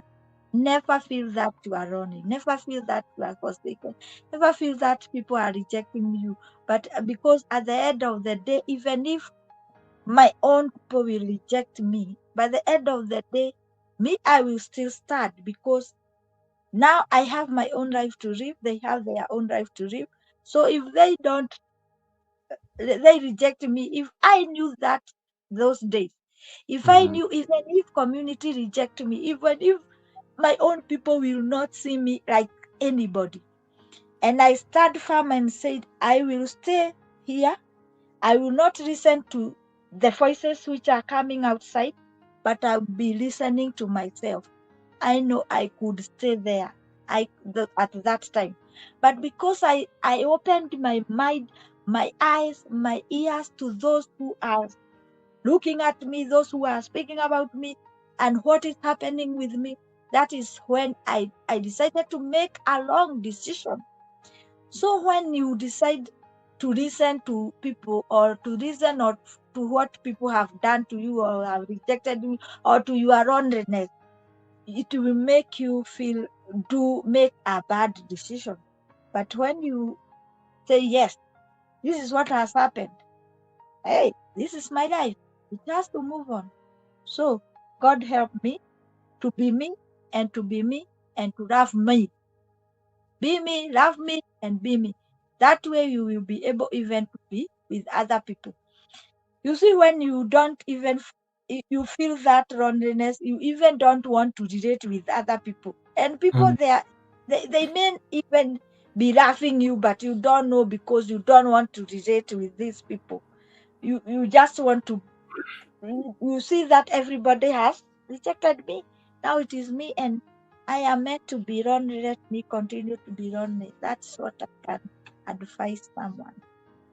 I love that. And there have been very beautiful comments coming through on this issue. And Hadways says, "Yep, when you open up to what when you open up to what I can, busybodies, and especially at a vulnerable moment, you may make inadequate decisions." And then strong mindset says, "Pretty easy to find someone who wants to listen to you and give advice." And then there was a very beautiful comment here. Let me see whether I think I got it. Marciano, of course, says truly amazing, Anastasia, and puts a lot of flowers on the chat. And then, yes, this is the comment I was looking for. "I had no friends in my struggle. I relied greatly on messages like this to keep me going. They always came out of nowhere and at the right time." I think that's a very beautiful way to sum up. And she says, "Now these messages come to remind me to never stop sharing. They will always get whoever needs them. Whoever needs them." I think that's a very beautiful message. It's a very beautiful message. Guys, a good story is good, but we can't stay at the Sunday service forever. We have to wrap up this conversation. Anastasia goes live every day. You'll meet her on her channel chopping her vegetables as she interacts with her audience. Be part of that community. She does live streams every single day. Like, I think every time I come from work, I see she has started a live stream. I'm always in the bushes most of the time, but she's always doing her conversations for like about 3 hours thereabout.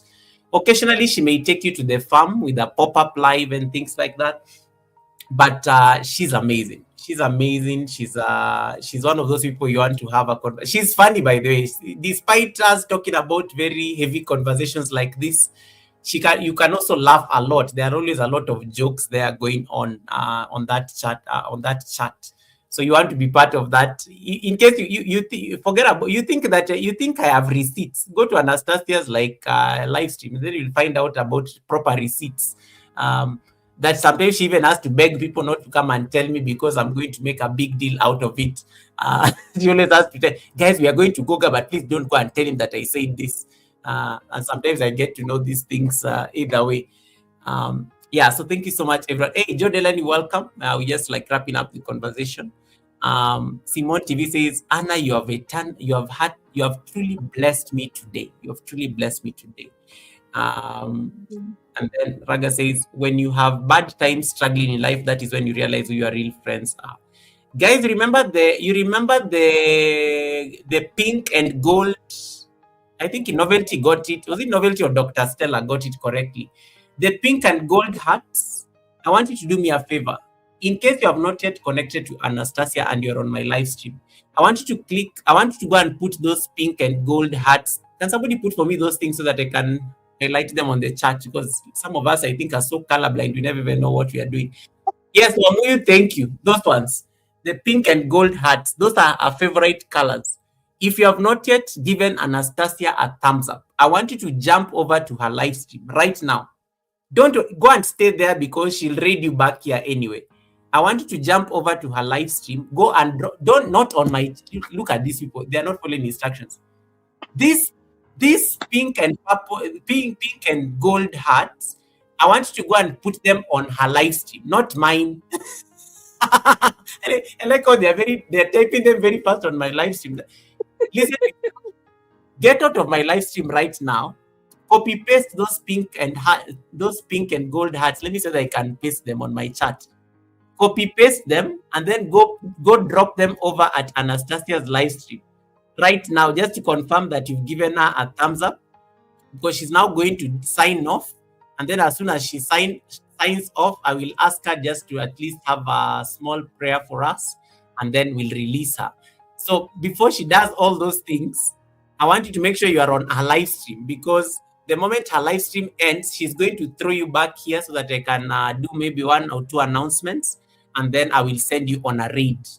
We are going to figure out. So I'm going to send the raid when Anastasia. I'm going to look for the person to raid when Anastasia is doing, when she's doing that sign off to wrap up the Sunday service. So copy those gold and pink hearts. go drop them over to her live stream just to confirm that you're connected, confirm that you've given her a thumbs up. It's always important to make sure that the co-host feels affirmed and loved. You can drop some flowers for her as well, because she got her first flower from Helen, and I think that was very monumental. So thank you so much. I see the chats are very colorful, like it's very golden. Thank you, thank you, thank you, thank you. You guys are so amazing. Mwah! You guys are so amazing. I love that. I love that. I love that. I love that. I love that. I love that. Anna, how was your experience at the Sunday service? Thank you so much. First of all, I'm glad you did this Sunday service today, not last week. Last week would have been very heavy, especially when people starting the. I'm glad that we had. I'm glad that we had Fabulous come in last week, because Fabulous brought in the drama and the laughter, because it needed to prepare us for you today. If I think we had brought you to the Sunday service last week, people would have started the year crying, and we did Yeah. not want that. So I think I'm glad it was a good decision that Fabulous had already booked the 11th. Yes. When you come on the 18th, it would have Mm. been easier. And I think that's what we needed. We needed to laugh last week, and then hey, today was serious. Today was heavy. Today was a lot. Even I did not have questions to ask, because I think we just needed to let your story, shine as on its own as it did. So I'm just going to ask, what was your experience, Sabina, at the Sunday service? Do you feel like your message at least was out there? I know it may not have been much, but I know at least it's a good beginning, right? Yes. It's a good beginning. Uh, yeah. This is a good beginning because I'm feeling good because starting this channel, this was my aim. That is what I wanted to do in the live stream, in the videos. That was only thing I wanted to do. And Mm. for you inviting me to this conversation, I was always thinking, will I tell Goga to host me? But I was fearing the English. You did extremely well. You did extremely well. What do you mean you feared the English? You did very I, well.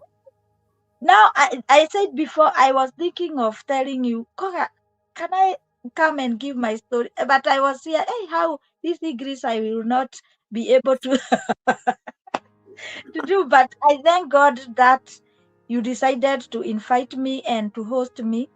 I feel so good. Gora, you don't know how I feel right now. I feel, when you are carrying a luggage, then all of a sudden you put it down. That is what I'm feeling.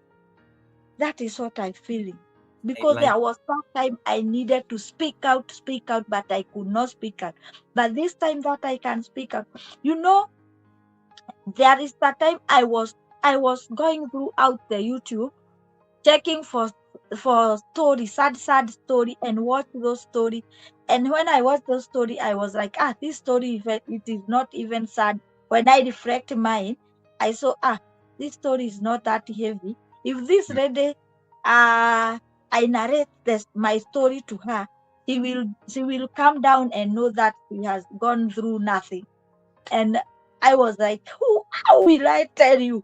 I was watching the videos and asked, how will I tell you what I have gone through? I'm happy today.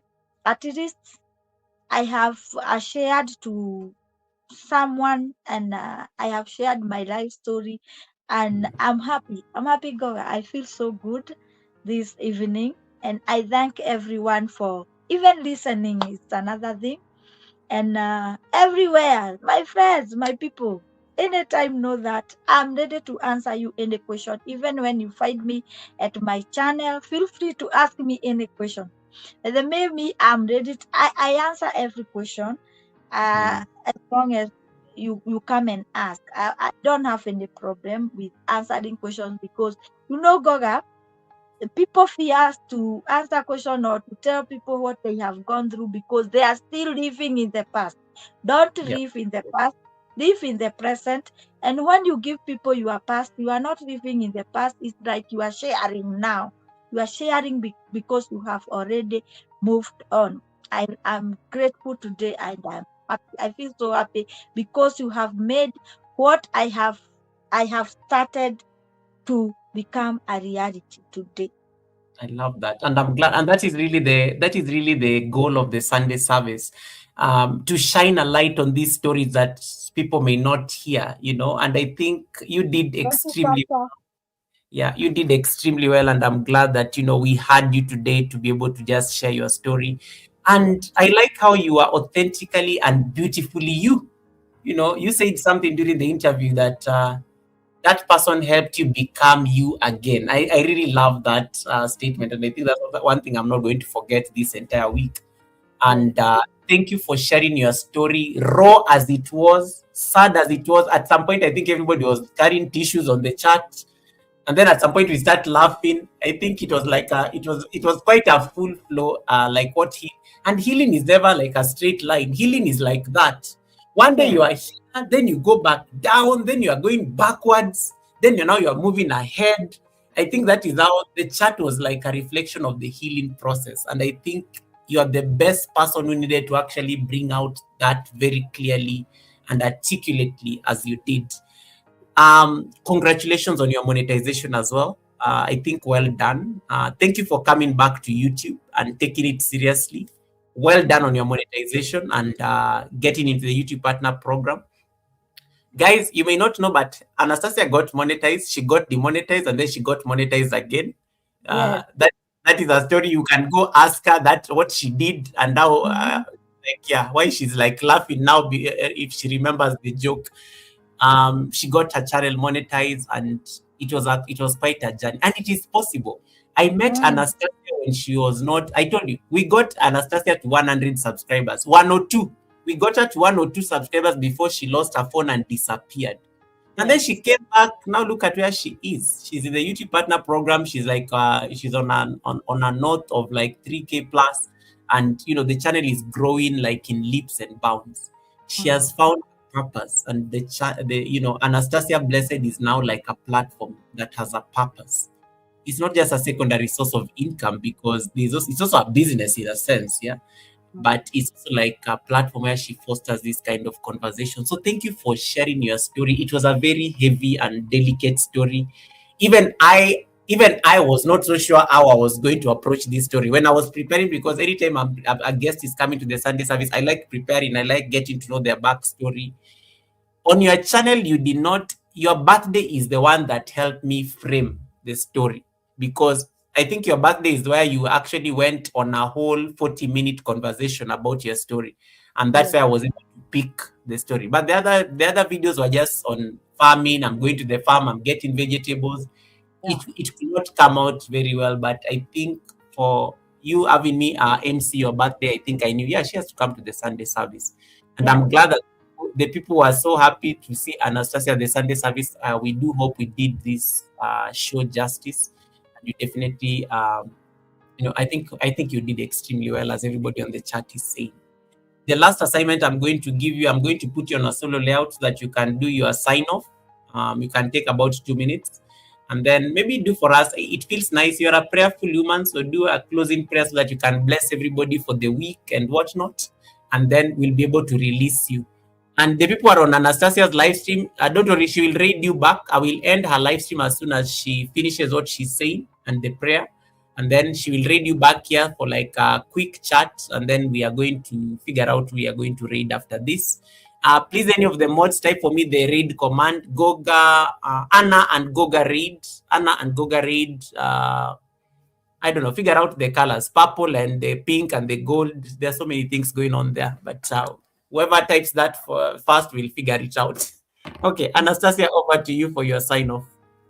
Thank you so much. And I want to say a big shout out to I think Nate. I think Nate was the one who came out and said at my birthday that Goga, you need to host Anastasia. Anastasia need to say to give us her story. And today I have I have to remember her today. And I think she's the one who said that. Thank you so much, Nate, for saying that I can come and share my story. And thank you all, thank you all, thank you. No, I may not say you by names, but I know you are so many, and I'm grateful because you have decided even to come to listen to this story. And I hope that this story can help someone, and I believe that you can help someone else. You can meet someone and find that someone raw, find someone going through maybe things like this that I have gone through, and you can go and tell a word to that person. Tell her, I have met already who have gone this through this and this, and she is still studying and she is strong, and she's healed, and she is moving on because she decided to to to take the healing process, to take the healing process. So I'm grateful for you all for coming. Goga, I'm very happy for you hosting me. I thank God for meeting you. I bless the day I met you. I bless that day, Goga. And I bless the day I met all of you. May our good God continue doing you good, because the Bible says that people that the word of God says that there is a word of God that says that there are people we met and they become more than a family. It's a Bible verse. So to me, you guys, you have become more than a family.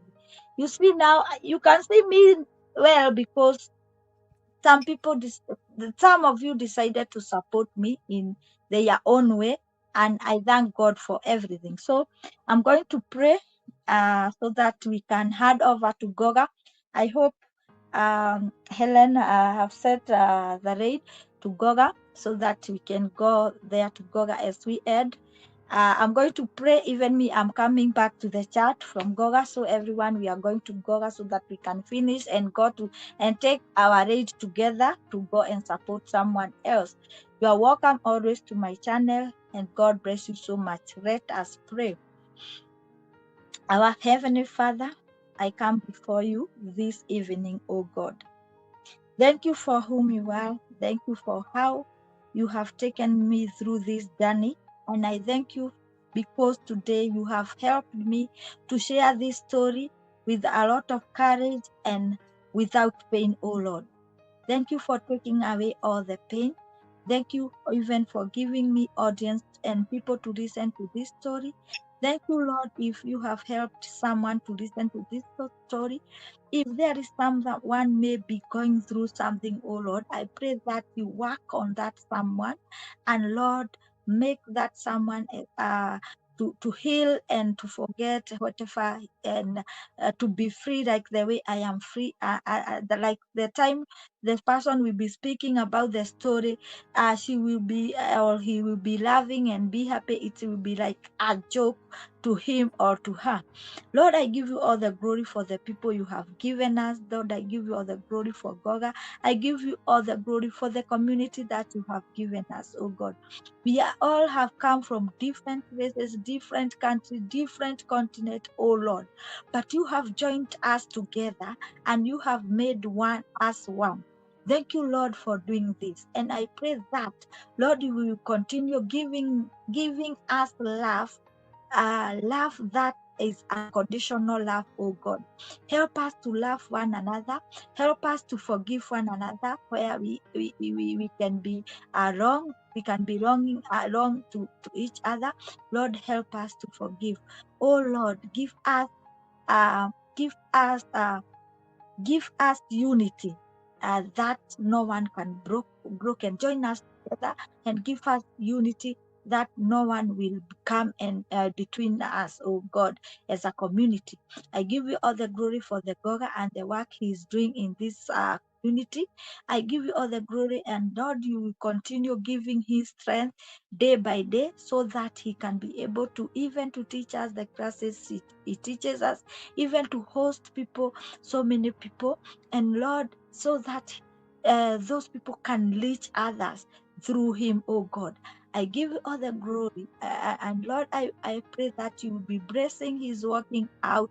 You'll be blessing his coming in. Oh God, you'll be enlarging his borders as we start this year. Lord, he started this year, and as I listened to you, to your word, as we started this year, you said that we will walk through divine favor. I pray that that divine favor will be upon each and every one, oh God. I thank you for everyone. I give you all the glory for everyone.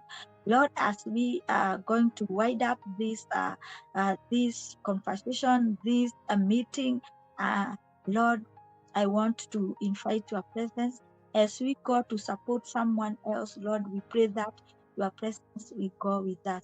Bless each and everyone. Bless they are walking out and they are walking in, Lord, uh, as as we continue in this life. Thank you, Lord, and we bless your name. In Jesus' name we pray and believe. Amen. Amen. I'm reading a quote from a book by Eleni Sophia. The title of the book is called The Art of Being Preserved. Just like Anastasia was preserved to inspire us today, that is literally the title of the book, The Art of Being Preserved. And I want you to listen to the words very carefully. Sophia says, and so she remembered who she was.